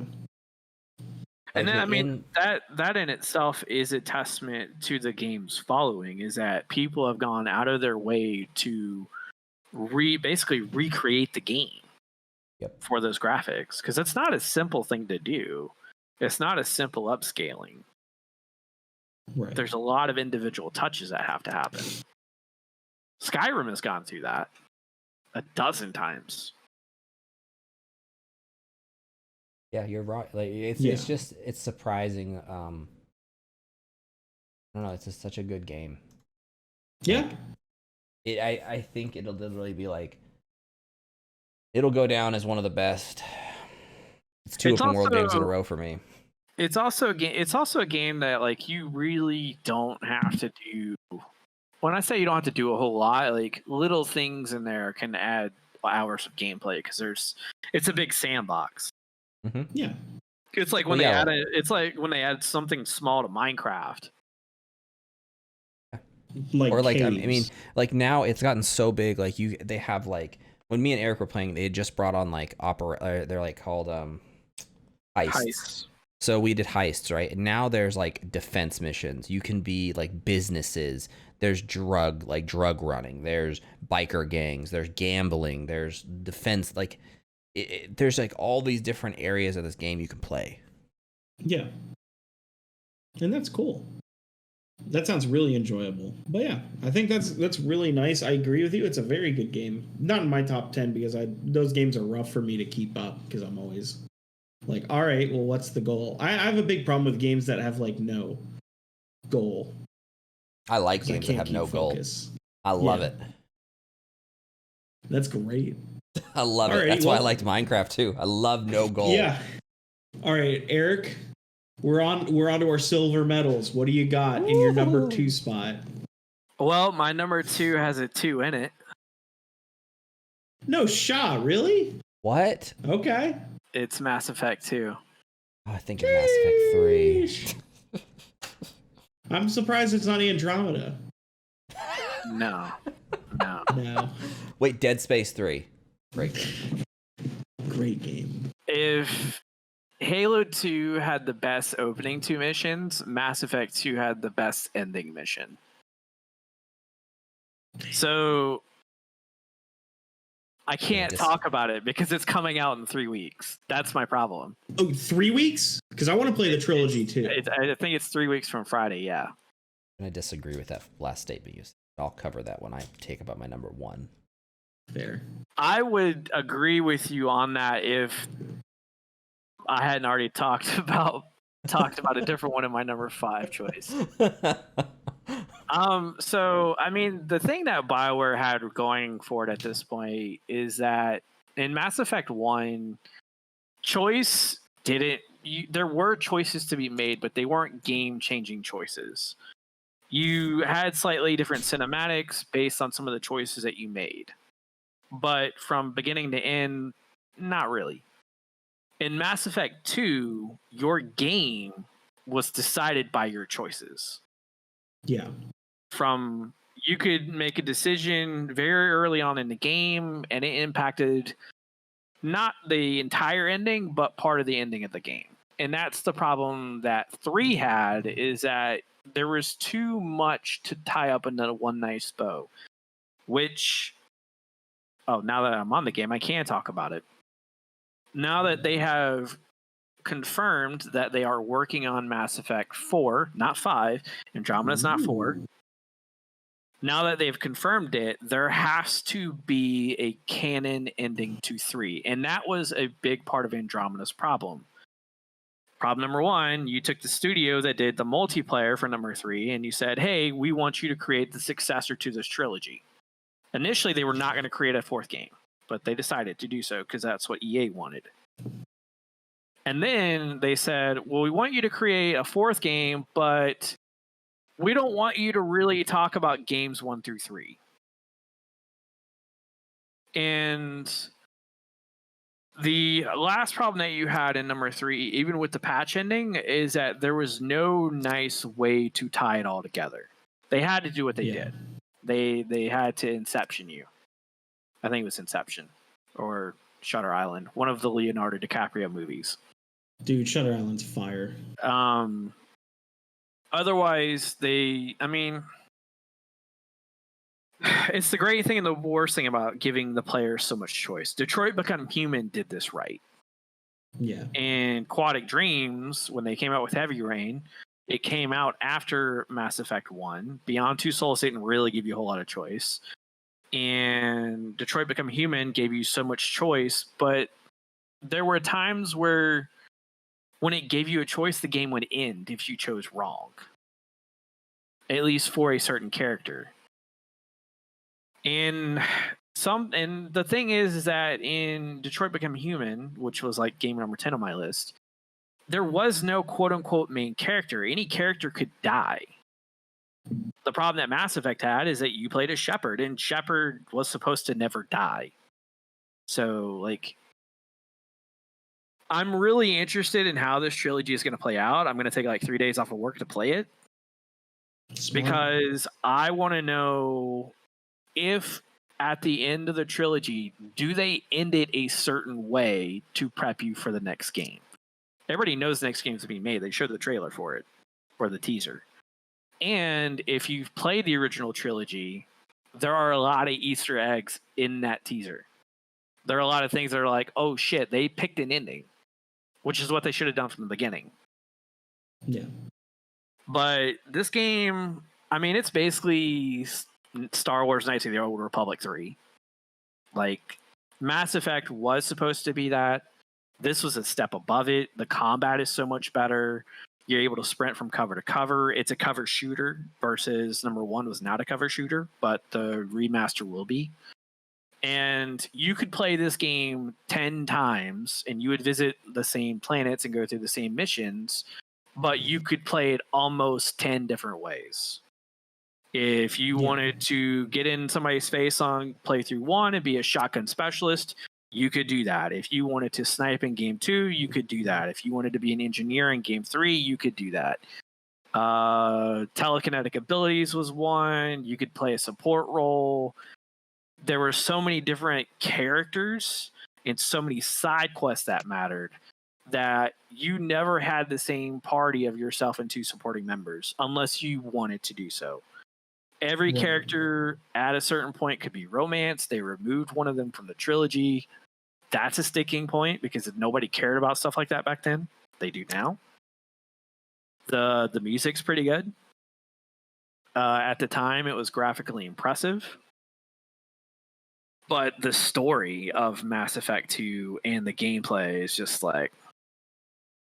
I played it before Steam. I got Steam, and I don't know how many times I played it. If I wasn't playing WoW and I wasn't playing Command and Conquer and I was on my computer, I was playing Mass Effect 2. I remember that time in your life. I played a lot of Mass Effect 2. I love the game. I know. You were still in Tucson with me. I would play the second half of that game repetitively because of how good it is. Yeah, I remember watching you play it. I'm excited to play it when it comes out. Either, which was weird. I don't remember what came out that year. Worth a watch. While you're looking that up, I'll jump into mine. So, I mean, one that's a big part of me. Oh, yeah. Red Dead? No, that's fair. Sheesh, that's hard. That's what I was playing. I was playing Red Dead at that time. But for me, a big part of me in my life, it's literally my favorite game series to play, but obviously it's hard to play because you need other people to play with to have like the and you don't have friends. Enjoyment of it. Let me tell you, man, I had friends, but none of them wanted to fucking play, and I would ask all the imaginary. Yeah. But in general, it's one of my favorite series. It's something that I think is super amazing to play. It creates a lot of good moments and a lot of good memories with friends. And I think it's, something that I think everybody should at least partake in at least once in their life to be like, damn, this is fun, or this slops. But Mario Party is one of my favorite series ever made. And I decided to pick my favorite of the lot, which is Mario Party 3. I think that was like the peak of Mario Party, in my honest opinion. There's a lot of fun things in the games. I think the maps in there are very, very enjoyable. I loved the concept of the story mode. I think the story mode was fucking fire. It's something that you can literally play to and, like, as a single player, be able to play the game. Again, why I fondly remember it. But overall, I think if we're talking about any of the Mario Party series in general is one of my favorites. But if we're talking about one, it's Mario Party 3, hands down. It's my favorite. I think it's one of the best, and I would fight anybody to the death to play Mario Party. Mario Party 9. Dude, I hated the carts. Everybody hated the carts. It do be how it is. And I hope we eventually get back to those times of Mario Party, because there was definitely a time where Mario Party was fantastic, and it's definitely hit a turn since leaving the GameCube. But what's that company, Hudson? Why doesn't Hudson even make it anymore? I think it's a byproduct of Hudson does make it. Like, the same people who were making the early games are still making the current game. They're doing a terrible job. It just, yeah, I know. They've just kind of changed their focus, which is fine. I just wish it would go back to that, because that's what I enjoy. So I know, because you have games coming out that have like the minigame aspect, like Fall Guys and stuff like that are essentially eating off of that like idea of like having a bunch of minigames instead of having like a core game. Yeah. But Mario Party definitely does it the best. They're like, I wish I could just play the minigames. Oh yeah. I think it would be great. Again, the biggest travesty in my lifetime so far has been Super Mario Party releasing on the Switch, being promised multiplayer, and they gave us some really cheap, you play like 5 minigame type of things online. Mm-hmm. I think that's the biggest travesty. Like, even if Yeah. it was mini games, they limited you on what you could play, which is Yeah, like so why is Nintendo fucking so bad. afraid of the internet? I don't know. They're afraid to adapt, and I hate them for it. Like this isn't. We're not in 2011, but like the Switch still has very limited online play. Doo-doo garbage online play. I mean, a lot of their games aren't meant to be played online. Yeah. But like, it's 2021. Let me But I play my mean, like games online with my Nintendo's big friends. thing has always been about bringing gamers together. That's why this. COVID.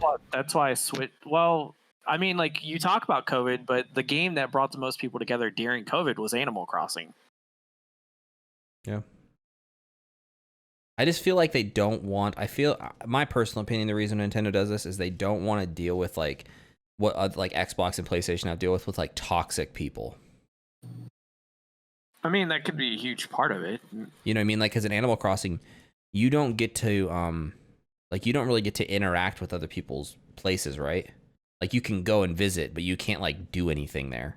You can if they let you. Yeah, you can if they let you. But this, I mean, it's a very like a walled off garden approach to, you know, gameplay. Whereas like, I'm trying to think of another open world game where Stardew Valley is one where you can actually like make worlds with people. They can have things on your house. They can interact with the NPCs in your world. So like, yeah, it's not that, which sucks. I agree with you. I just don't know what it is about them that they just can't. I don't know. Well, I don't play a think lot of every Nintendo other games, so. I think every other company out there is trying to address that problem and is failing to address the toxicity problem. And Nintendo's solution is we're just not going to deal with it. Yeah. Do you think that new Pokemon game is going to be online? I hope so.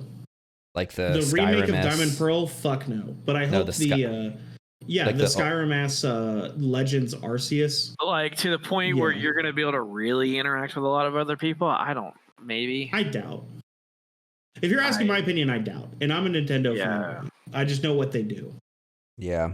I don't know. I think it'd be really cool if you could go into a world with your friends and catch Pokemon. Right. Like imagine climbing a mountain with your friends and having like, okay, we know there's a Charizard at the top of this mountain. We know he's there. Yeah. We got to try to defeat him. Didn't one of the games have like a rating aspect to it? Where you combined with other people to defeat and then capture a Pokemon together. And it was received well, but it wasn't a game defining feature. Yeah, I'm thinking of like a mix between like a looter shooter kind of thing where like your still goal is to still catch Pokemon, but like we're in the same world. Does that make sense? I just don't know if that's going to work for Pokemon specifically. Yeah, maybe. Yeah. I think it'd be cool. If they did, that would be amazing, but I have doubts about it. I mean, you're also treading into what's essentially Pokemon Go territory. Yeah, but Pokemon Go is like, it's cool when it came out. Like, I'm not saying it's not cool anymore, but like, what are they doing? Other than adding more Pokemon to it, like, there's not much to do with it. That's Pokemon though. Like, once you have the base game down, what are you gonna do to it? You're gonna add more Pokemon. Yeah, I don't know. I just think it'd be cool if I could go into a world with my buddies and like do cool shit and fight bosses and like, I don't know.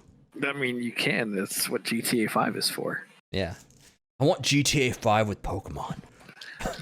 If only. It would be sick like that. But yeah, Mario Party and Nintendo in general has lacked, but I still love classic Mario Party.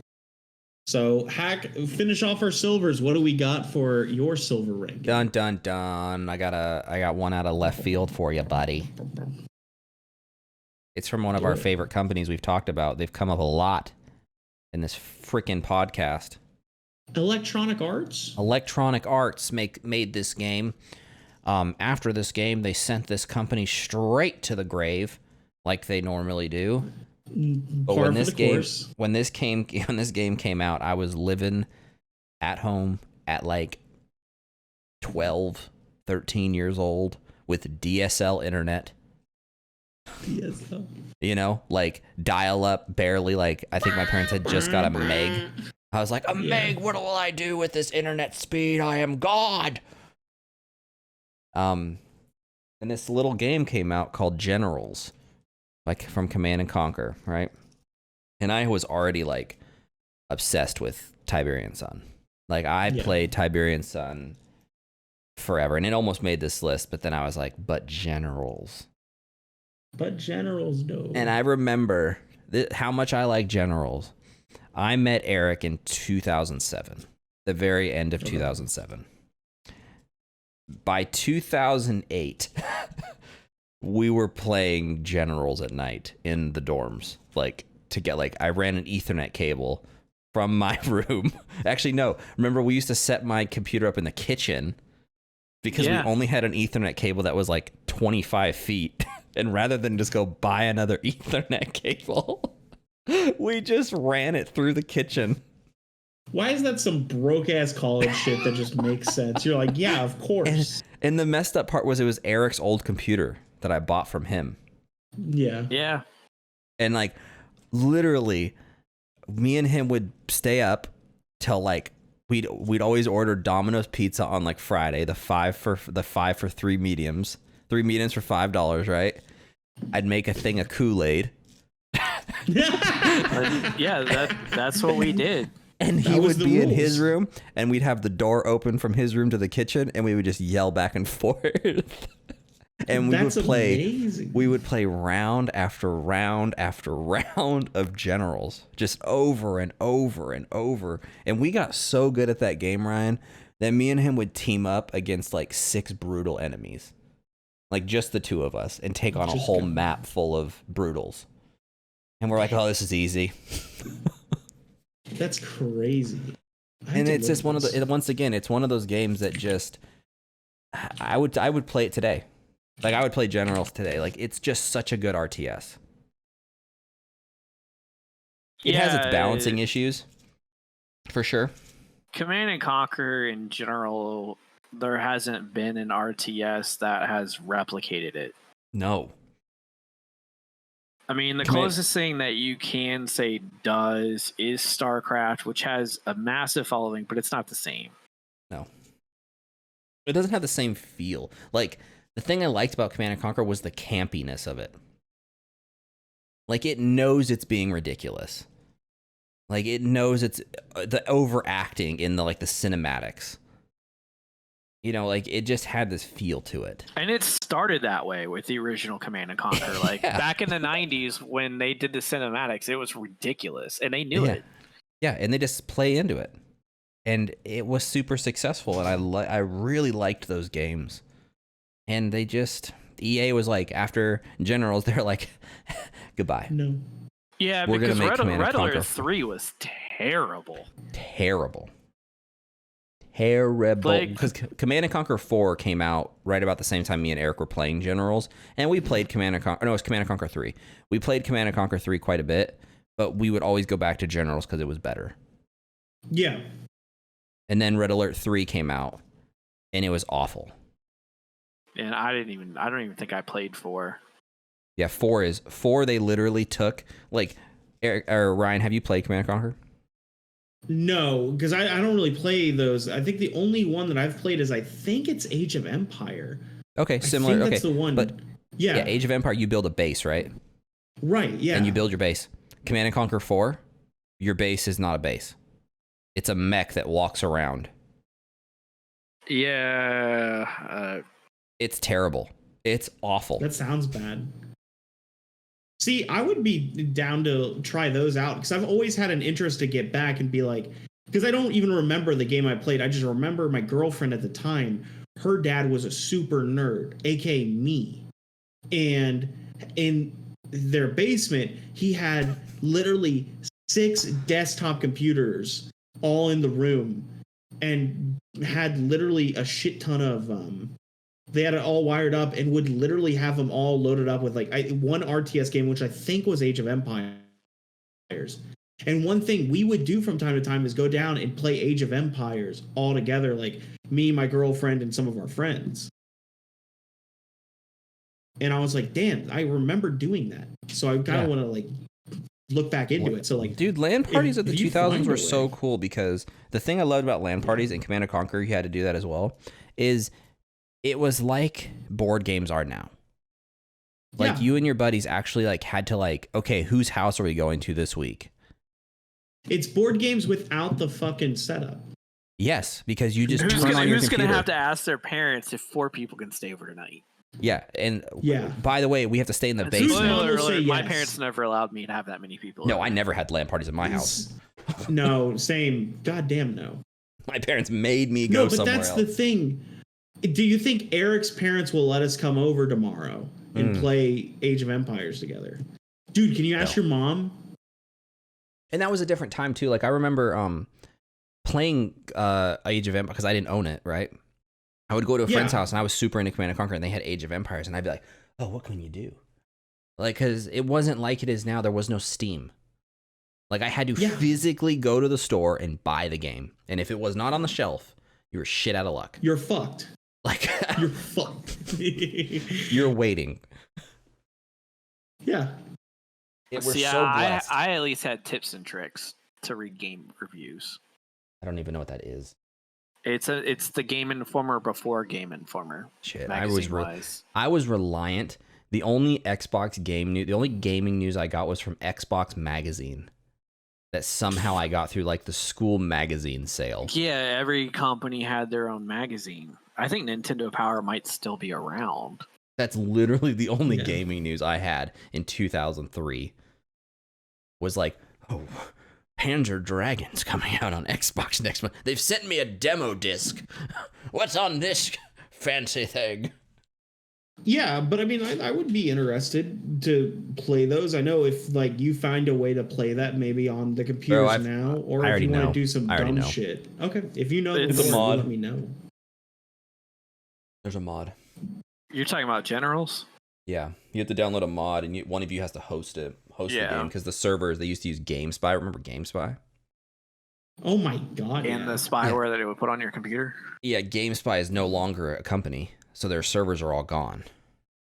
Yeah, that's the other thing EA loves to do: shut down a company and then be like, "Online play's gone. We didn't add in local hosting before we shut the servers down." But yeah, I think in general, I would be down to fuck around with that. Maybe we could line that up. That would be something that I think you would have fun streaming, and I would have fun participating in potentially. Generals. You would have to teach me though. I'm telling you 100%. You would have to teach me at least the basics to get me up and running. And I can. The only thing you could learn on your own, and I'm sure Cody is going to be like, "I remember 2006. I got this." Yeah. You're gonna see a Scud storm come in before you know it. The only problem with Generals is it's only in like 720. It's not a game that will scale. Do you see the shit I play on every fucking day? Do you think I give a fuck about what the quality looks like? You know what might have supported online play is the original Command & Conquer that's been remastered. It does. I've played it. I would love to dabble with Age of Empires with y'all too. There's all these RTS ones I would fuck with. If they redo Tiberian Sun, oh my gosh. I will be playing that so much. Yeah, I just don't know if like enough Westwood employees are still around to really push it anymore. Tiberian Sun was such a good game. I mean, everything before 3 was really good. Yeah, it was. I mean, I was playing Red Alert as like a 11-year-old. Yeah, I played Red Alert as well. Red Alert 2. Super hard game. I had to really learn how to play a hard game when I played Red Alert 2. I mean, like when I think about one of the few Nintendo 64 games I bought, Command & Conquer on the 64 was one of them. Rough experience. That was bad. Rough experience. You want to try to play an RTS with a joystick. The gameplay back then was terrible. Yeah, it's awful. Because the improvement that they made in Red Alert is that in the original, you didn't have 2 separate clicks. You didn't have a left and a right click. Yeah. And they made highlighting multiple units so much easier in Red Alert. Yeah, I'm telling you, Ryan, if you've never played a Command & Conquer game, man, you are missing out. No, I would love to play because I think RTS, I feel in my head I would have a lot of fun with, but it's a lot to take in. But I would love to dabble. I love just the because I know management it of would be it. something. Like I Yeah. love. That's why I love RTS. I love it's that management gameplay that I love, and City Skylines and all these other games. Like, But like every game's gonna be different for you as well.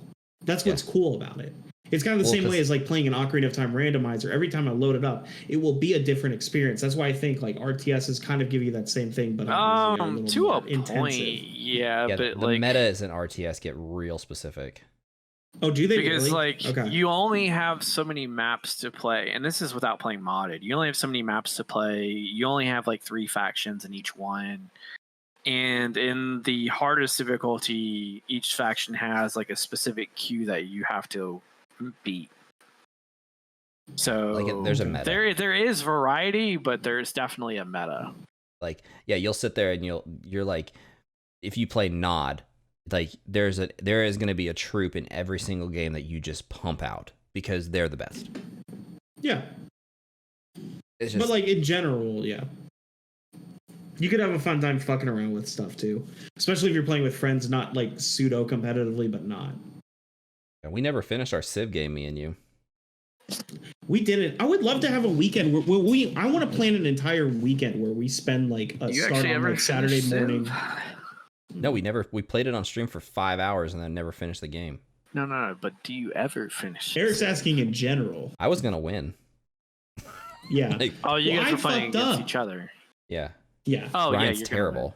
I was gonna. Well, I'm the only person in there. Eric, you should RTS. join us next time we play Civ. No, We'll have I'm a fun terrible at weekend Civ. of it. I'm terrible at So it too. am It's so I. easy though.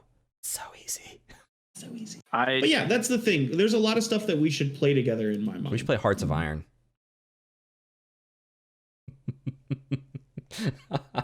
You want to talk about the ultimate like top RTS? 50 worst games of all time on Eric's list. Hearts of Iron is in Oh, there. I see. Okay. It's I like- so. It's the most micromanaging game ever. Well, It that's takes, fun. it takes 8 hours to go like 1 year, and you have to play all the way from like 1938 to 1950. Yeah. Alrighty. Well, with that, let's get on. Let's finish this up. Let's go with our number ones. We'll start with our buddy Eric. What is your number one game on your list? It's my number one game. Yeah. Oh, you're jamming. Yeah, you're jamming. He's about to go. Dun, dun, dun, dun. No, We can't see that. It's Come so on. bright. is it So bright. It's too fucking bright. Too bright. Wow, cringe. Damn iPhones with their bright you go. screens. It's still too. It's like that's all the way down. Oh, All right, you're Steve. talking. It's Ori. It's Yeah, Ori. No, Yeah, it's it's not Ori. Got No, it. Blind Forest. Ocarina of Time. I knew it No. would show up on the list. Ori was one of the games that I was like, man, like where does this really fit? Man, But where does it go? it was not in the top 5. Nier Automata is number 1 for me, and it's Nice. like before Nier Automata, Mass Effect 2 was number 1, and it wasn't even close. And then I played Nier the first time, and I was like, oh shit. Sorry, Shepard. Sorry. Get Um, fucked. Yeah, and like so for me, God of War for a long time was number 2. And I played I did not play Nier the first time before playing God of War because I played God of War right when it came out. And I Yeah. swore up and down, I'm like, man, I remember playing Nier beforehand, but like I looked back at Steam and I bought it in the fall of 2018. So after God of War. The combat for me is so much faster, which is better for me than God of War is. God of War has a parry function, Nier has a perfect dodge function. And in every game that I've ever liked playing, I love dodging more than I like parrying. My nose is itchy. Yeah, I feel that. I mean, the game's demo really sold me on it before I even looked at anything else. Because the game's demo starts off with a twin stick shooter into a 3D hack and slash. And if you don't know who Platinum Games is, they were formed by former developers of Capcom. Golden Games. Yeah. Oh, Capcom. Dude, what's Eric's favorite publisher? Konami. No. Starts with a Rockstar. K. Starts with a K. Ends with the Bethesda. Come. And to be fair, like that that might not be the same case in a week. Oh, because they make such great games. Well, no, because Nier Replicant comes out this weekend. Oh, should I play Nier Replicant or should I just pass? Honest opinion. Will I enjoy it? I think you should watch the trailer and see if you will. I don't think you will. Then I'm not gonna play it. I'm just gonna take your advice and not play it. So back in 2012, I think is when the original Nier was going to come out. I had the game, and this is around not 2012 but 2011. I had the game, and this is around when my house got robbed, and that was one of the games that I had bought like the collector's edition for, and I just bothered not to replace. So I never got to play it. But I remember going to Bookman's one weekend, seeing the game there, and being like, man, like, I should buy that. That's up my alley in terms of gameplay. And I bought it, and then the house got robbed, and I just never bothered to replace it. So when I saw Nier Automata, I quickly remembered about the original game. Did not look into anything in the past in terms of story. Played the demo, was immediately sold on the demo. And I've beaten it 3 times since. But you like those hack and slash type games, right? I do, and it's Devil May Cry is a series that I really enjoy. It reminds me of Devil May Cry a lot. But to me, the gameplay, the difference between Devil May Cry and Nier is that, like, Devil May Cry has some variety, but Nier has 4 different weapon types: large sword, small sword, spear, combat bracers. So combat gloves. And you can equip 2 weapons at a time. And depending on what you equip in which hand, your combos are different. Okay. So there are like 6 small swords, 6 large swords. Each one of those has a slightly different combo. So if you put like a small sword in your left hand, you can hit X 4 times, and that's your combo. If you put it in your right hand, you hit X twice, and you get 2 large hits. Well, once you consider that, and that every weapon has a slightly different combo, and the fact that you equip 2 at once, your small to large hit combos are, I don't know what the number is there. It's big. It's a lot of fucking variety. Addition to that, your side character, which is your little pod that supports you, there are 3 different types. You find the 3rd type in the game. The 2nd type you also find in the game. They also have 7 different special attacks. And your 3 pods have a different primary attack. So gameplay-wise, there's so much to be had, and that's just in playthrough 1. You have a mix of that hack and slash. It's not Dark Souls-esque, but on the 2nd hardest difficulty, if you get hit once, it hurts. On the hardest difficulty, it's a 1 hit, you're dead on everywhere. Eric has not played that. I've watched people play it, and I'm like, that's too fucking insane for me. The 2nd playthrough has what's called hacking, and it's a bullet hell shooter. You hack into a machine, a bullet hell shooter sequence happens. If you succeed, you damage the machine. If you fail, the machine damages you. Doesn't sound fun. And then in playthrough 3, so you got playthrough 1, which is Route A, playthrough 2, which is Route B, playthrough 3, which is Route C. Route C is very much like a mix of the 2, but it's a mix of the 2 in that, like, in Route A, we trained you on how to do this, and in Route B, we trained you on how to do this. Route C, it's test time. The difficulty steps up quite a bit for you. So a lot of people who play Route C on hard had to go back down to normal, and a lot of people who played on normal went to easy, and a lot of people who played on easy, the easy still stayed pretty easy, because at that point you're not in it for the gameplay, you're in it for the story. This is the only game that during the end credits I had some tears. Oh, really? Not the story ending, the credits.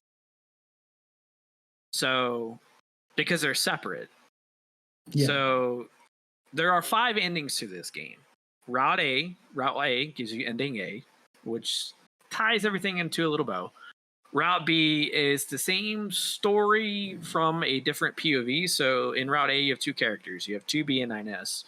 Route A is 2B, Route B is 9S. And because 9S does the hacking into machines, he gets a lot more insight onto why the machines are doing what they do. And there's a ton of different philosophy behind it.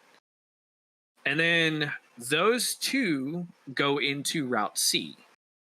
And Route C has two endings based on a decision that's made in like the final 10 minutes.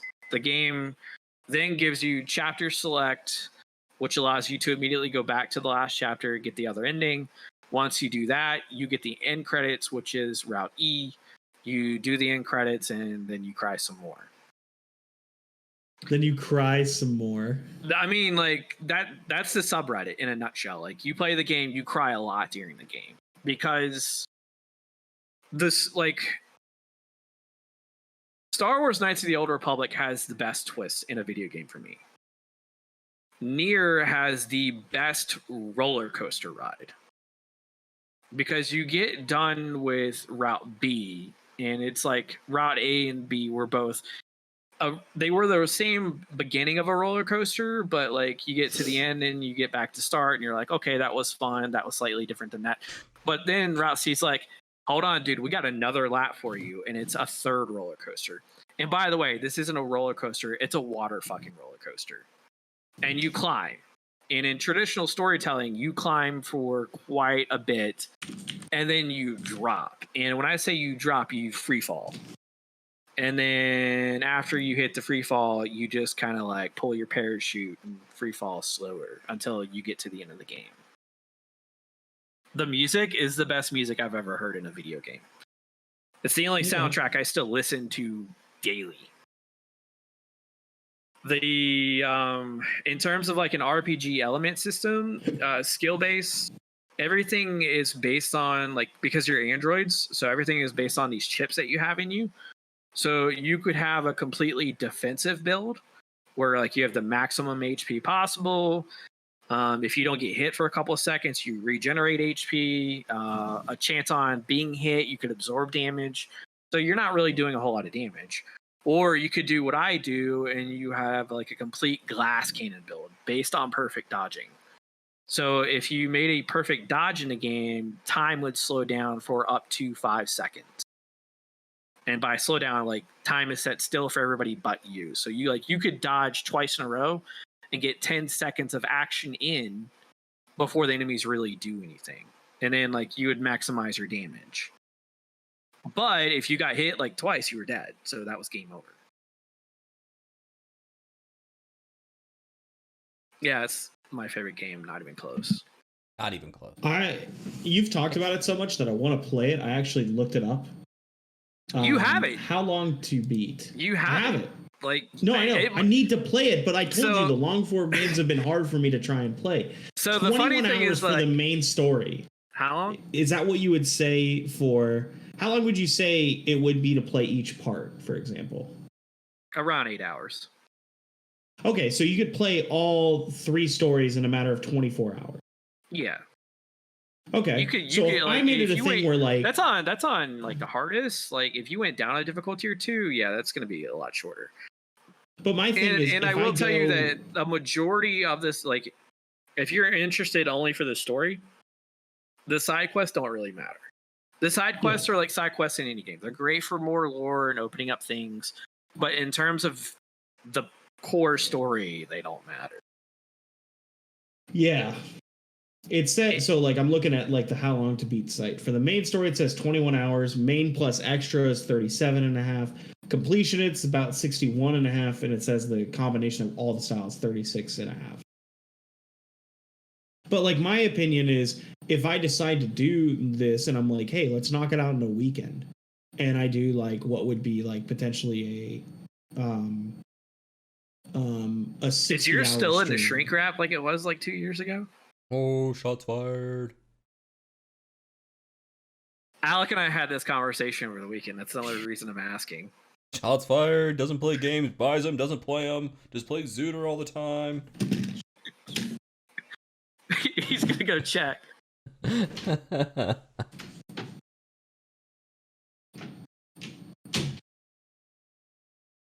Well, look what you did now.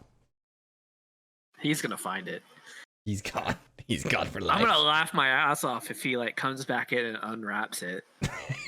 He unwraps it in the hallway. It's not. It's wrapped. It's not wrapped. Oh. Sorry about that. I went to go talk to my dogs. You know, people who actually fucking love me. We were just talking about how you'd rather. All of our games are still like wrapped. So yeah. You know, it like the funny thing is like I just can't find the time to play. Yet you'll play Zooter for another 8 hours, even though because you can, I can do that in a like basically if I wasn't streaming, I would have time. Yeah, but what I'm saying is like Zooter. When I wasn't streaming, we were playing through a bunch of our lists. Why don't you just play a different? We've not touched the list in over a year. Why don't you just take a 1 day a week and play a different game? You won't. The thing is, with the you don't make a lot of progress games, doing that. That's the problem. Like, the biggest issue with the long form games, you can play those, but if you take like 10 streams to fucking finish a game, then like nobody's going to be paying attention by the 5th stream that you're playing. They're like, I'm backlogged, or I don't want to play that game. So like my idea, what I was saying was, if I do this and I'm like, hey, let's do a 60-hour stream weekend where I play through like one of the stories and I'm like, okay, it's bedtime. We'll come back to the next day. And then the next day I play some more of it. Like on Friday, I come home from work and I just play it. And then on Saturday, I spend all day playing as much as I can. And then like Sunday, it's like a wrap up type of thing. That's probably like why. That's the way I can play those games and like have it so people can come in at any time and be a part of it. And I'm not like exacerbating myself playing a game that takes 30 hours in like 10 streams, 3 hours at a time.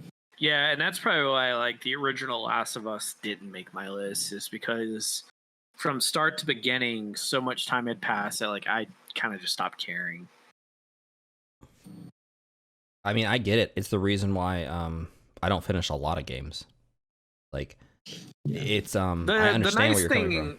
The nice thing is that like it's clearly cut into 3 parts. So like if you play Route A and you get done with it, you realize that like, yes, I need to play Route B to get to Route C, but I can put this game down for quite a while. Play Route B, it will remind me of Route A, and then play Route C. Yeah, actually, exactly. You know what?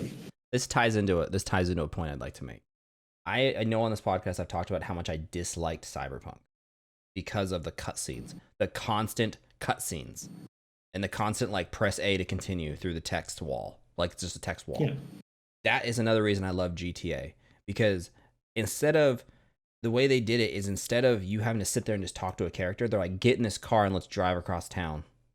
And so I'm doing something as they're just yammering in the background about nonsense. I didn't like that part about it. Like I like that part. I didn't like going from part A to the mission start, but I'm not starting the mission. Somebody else is just getting in the car with me, so they can talk my ears off while I have to manually drive from part B to part C. It makes it more interesting for me.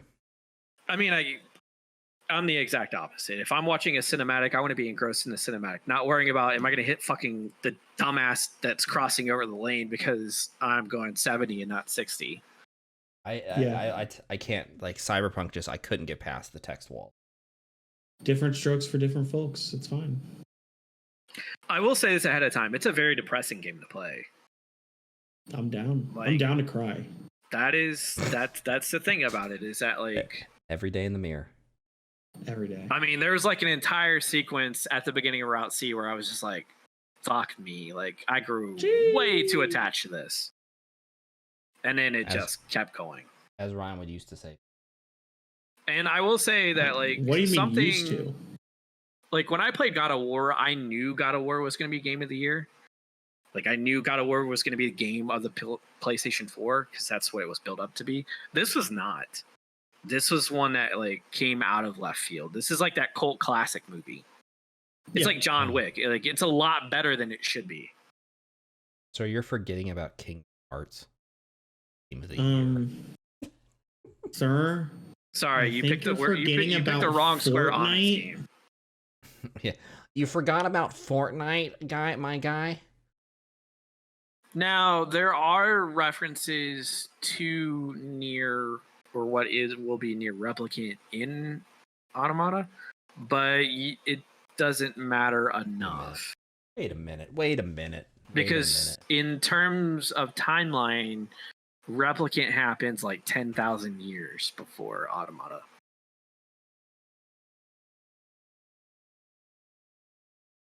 Also, if you if you start to get lost in the game, that's perfectly fine. Play through the entire game, and then there's like a couple of videos to watch afterwards. Because Yoko Taro does he emulates a lot of different philosophers in this game.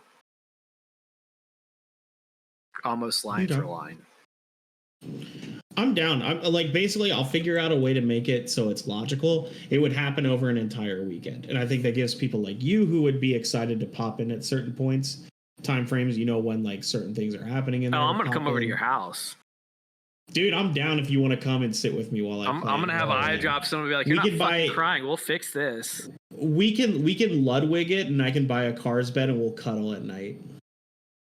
Would that be the podcast bed? Yeah. It'd be above the podcast line. Oh my god.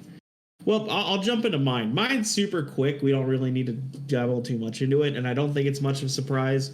My number one is the one, it's like what got me into gaming. It's what I play now. I just love it. There's so much nostalgia packed in. Pac-Man. It is. I would not disagree with that. It's Super Mario 64. Oh man. I think that game it's almost like you plan that out with that shirt. Oh shit. No, I wore this because it was my lucky shirt for my race today. That's your lucky shirt? Yeah. It's the star. It's foil. I'm not dissing on it. I'm just asking the question. But Mario 64 was revolutionary for what it does, bringing gaming into a 3D space. And I go back to it, and people say the controls suck, but if you play it enough and you get into it, what you do in the game is what you get. Like everything that happens, I'm always like, okay, well, I mean, clearly I did this wrong. I don't play a game where I feel like I did something and I got this. I don't feel like I put something in and I got a different result. I'm like, why did that happen? There's a lot of times where like the game is just like does everything like I could think perfectly of what I want to do and what is a platformer. And those are my favorite types of games. So it's the best easily the best Mario memorable game. Exactly. Easily. I love a lot of the other ones, like Sunshine's good, Galaxy's good, Odyssey's great. Nothing is compared to Mario 64 in terms of what I can do, pick up, play the game, and do a lot of stuff really quickly. I think a lot of it is nostalgia factor. Again, I've said it before, I'll say it again. When I was young, my father would be like, hey, whoever can get 120 stars first to beat Bowser gets like $100. He would do that every year. Me, my older brother, and him would run through it and try and beat it as fast as possible. So like that was like, damn, I love this shit. So nostalgia factor, great memories, and the game itself I think is amazingly put together. Like it's wins across the board in my book. Cool game. See, I think it's the best 3D Mario game. It's the second best Mario game for me based on nostalgia. Which one's your favorite? Some of the 2D I've not played too many, Mario but they're 3. fun as shit. Mario 3? Yeah. 3 is good. 3 is really good. Because I just remember playing 3 as like a 5-year-old. Mm-hmm. That's what it comes down to. It's like if you ask me, what's your favorite Legend of Zelda? A Link to the Past. Yeah. Yeah. It's kind of like my favorite. To be fair, both of those still hold up really well today. Very well. That's the problem that Super Mario 64 and Ocarina of Time, and to a point Majora's Mask, they just, because of the change in animation, they just don't hold up that well. I would agree. Like, is it? I just forgot the name of it. What was the Mario game on Super? Super Mario World. That game was fucking amazing. The one where that's the one where you can. That's the one where like the spin jump. Yeah, and you had like that was the one where you got the hat, right? And that was the first one you could like fly on. Oh, the cape? Yeah, the cape. Yeah, the cape. And yeah, that was Yoshi. That was my favorite game as a kid. That was like my favorite that slaps Mario as a too. kid. I think Mario in general is a great series. It just obviously 64 is the one that like got me into what I do with gaming. So I'm like, love it. Yeah, that time period in gaming, like Super Mario World, Legend of Zelda: Link to the Past, Donkey Kong's 1 and 2. Yeah, what was the Donkey Kong Country? Yeah. When you look at fighting games, that's when Street Fighter and Mortal Kombat both took off. Killer Instinct was on the Super Nintendo. Teenage Mutant Ninja Turtles, Turtles in Time was like a really fucking good side scroller. Yeah. Hey, can you, real quick, I'm just helping you out. Can you move your mic up a little bit? You're starting to crack out a little bit. There? Yeah. I probably knocked it over. I mean, you only got your game to talk about. Nobody cares about it. What the hell? Yeah. Give it to us, Hack. First of all, I argue that this is the best of this series. Not only was it revolutionary for its time, I played it enough to where I broke the disc. Like, literally, my disc stopped working. Sheesh. It had amazing multiplayer. Its story, I've probably played the story on this game more than any other game. Repeatedly. It had a horror aspect to where there was a level I got to, and I was like scared to like deal with it. Like, I remember the first time I played it, it was like, what the is going on in this game? And it was like the first time I'd ever really experienced that, because I was probably like 10 or 11, and I was like, I don't want to open this door. That is the point where the music really changes. Yeah, and I was like, I don't want to open this door. Yeah. But you fell in love with the Flood. Yeah, and he ruined it, but it's Halo 1. What Halo 1 choice too. has, like, you start out on an unknown planet. You don't know who the Covenant are. You don't know who you are. Halo, the first level, great. Second level on the beach, great. Third level in the winter, like, you're all of a sudden in like a winter area on this ring, amazing.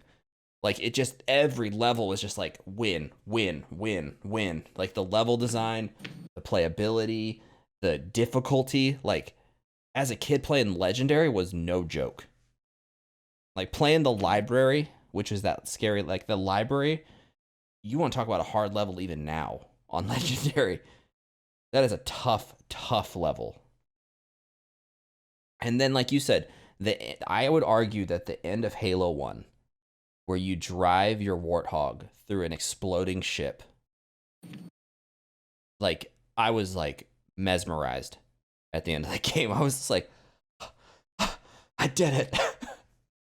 Like, it's so satisfying. I would tell you why I like the ending to Mass Effect more, but Ryan's in here and I can't do that.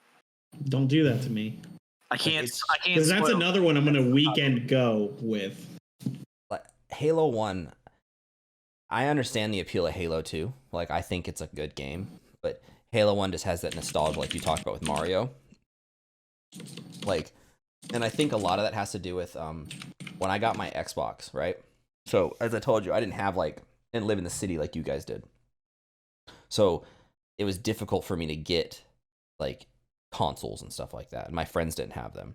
My friend Matt, my best friend, got a PS2 for Christmas, right? And somehow, by the luck of God, my uncle bought me an Xbox the same Christmas.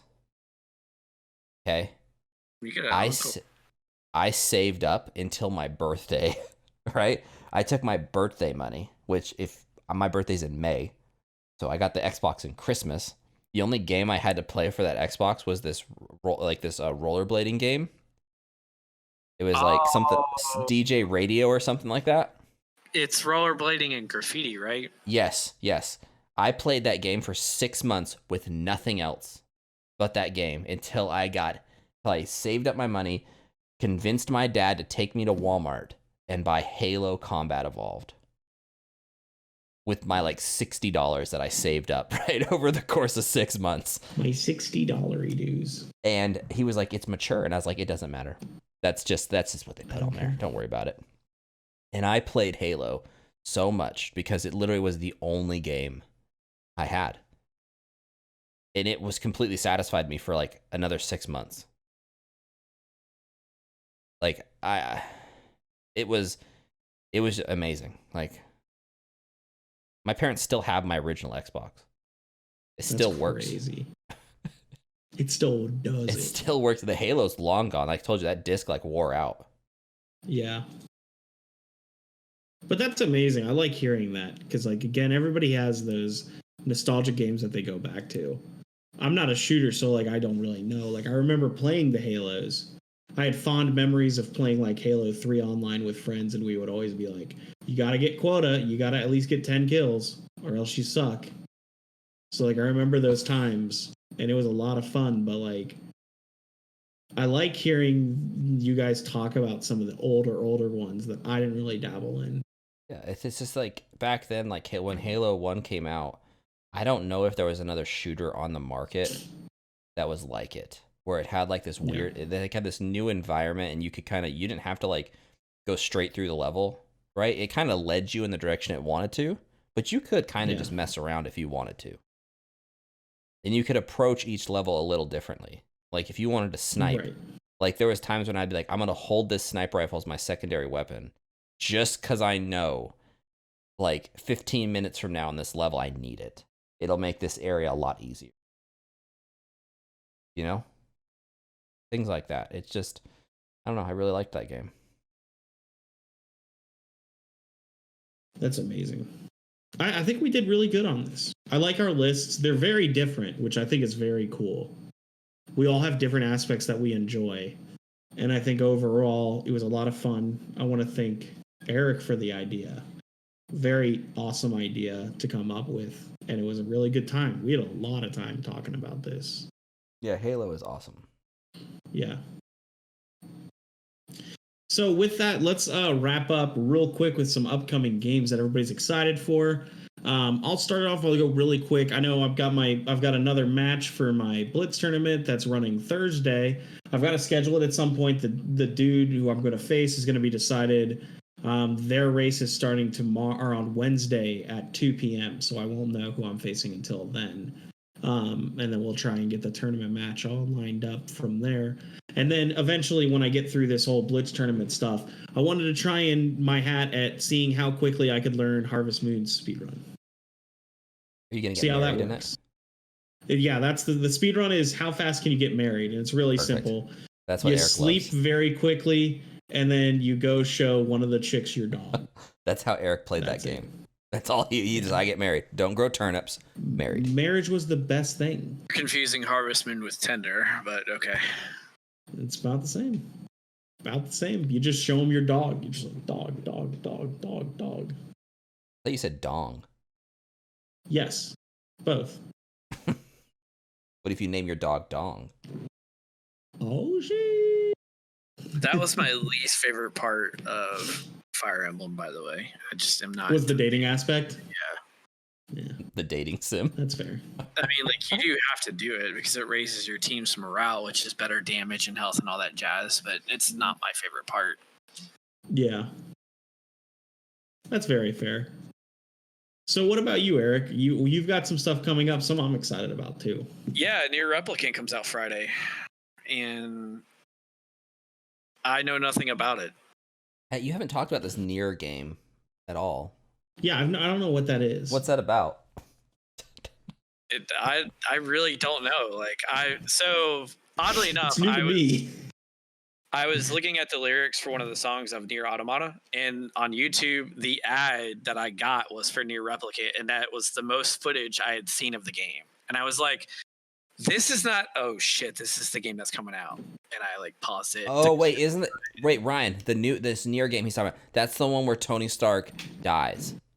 That's it, no. Dude. Oh, we figured it out.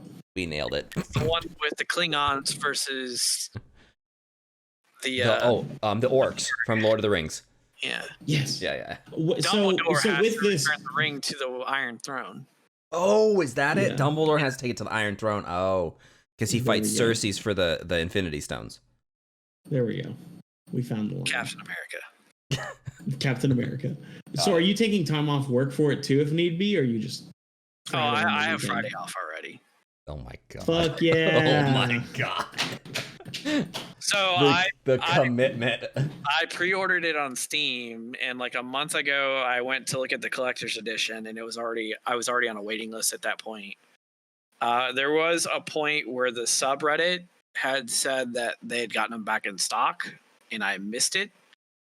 And the problem now is that on eBay everything is at least double the price. So yeah.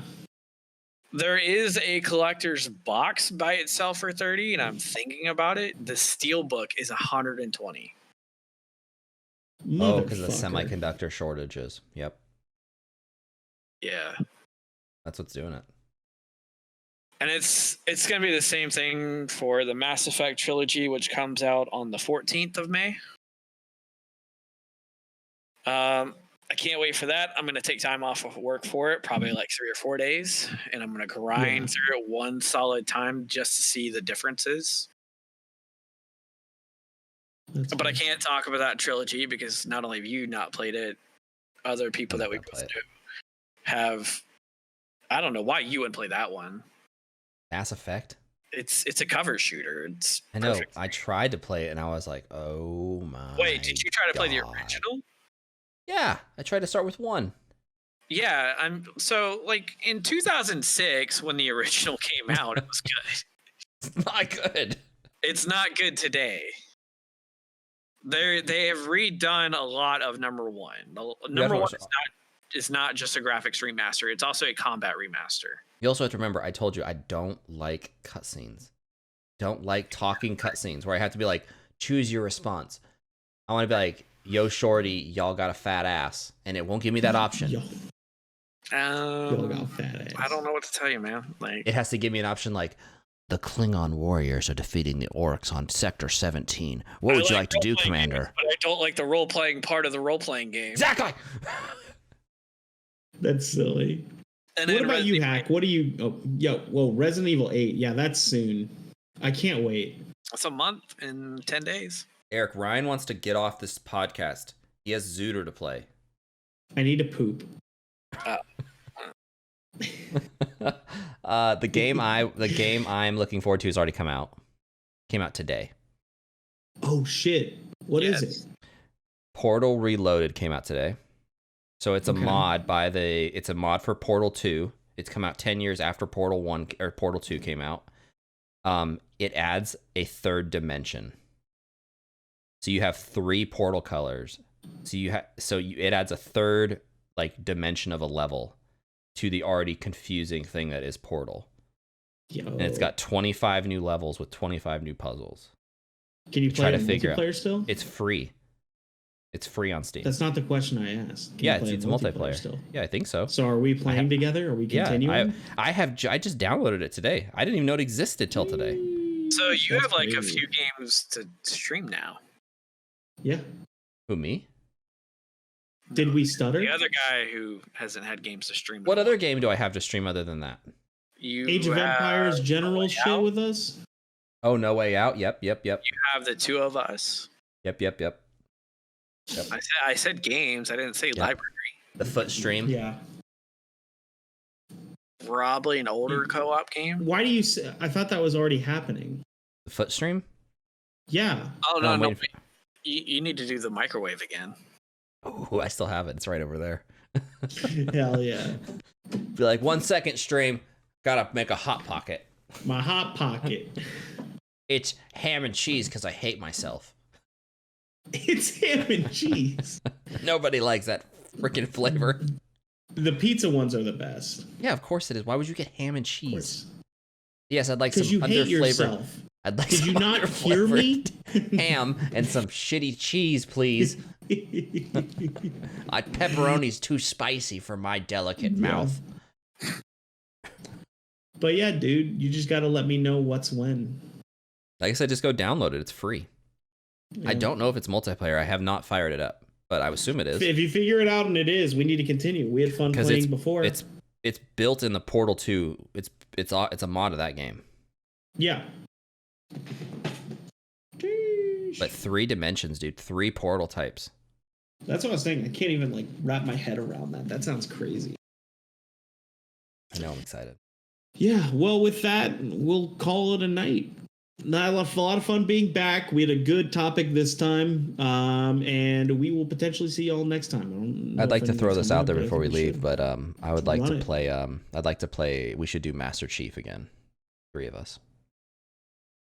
Can you play 3-player? Yeah.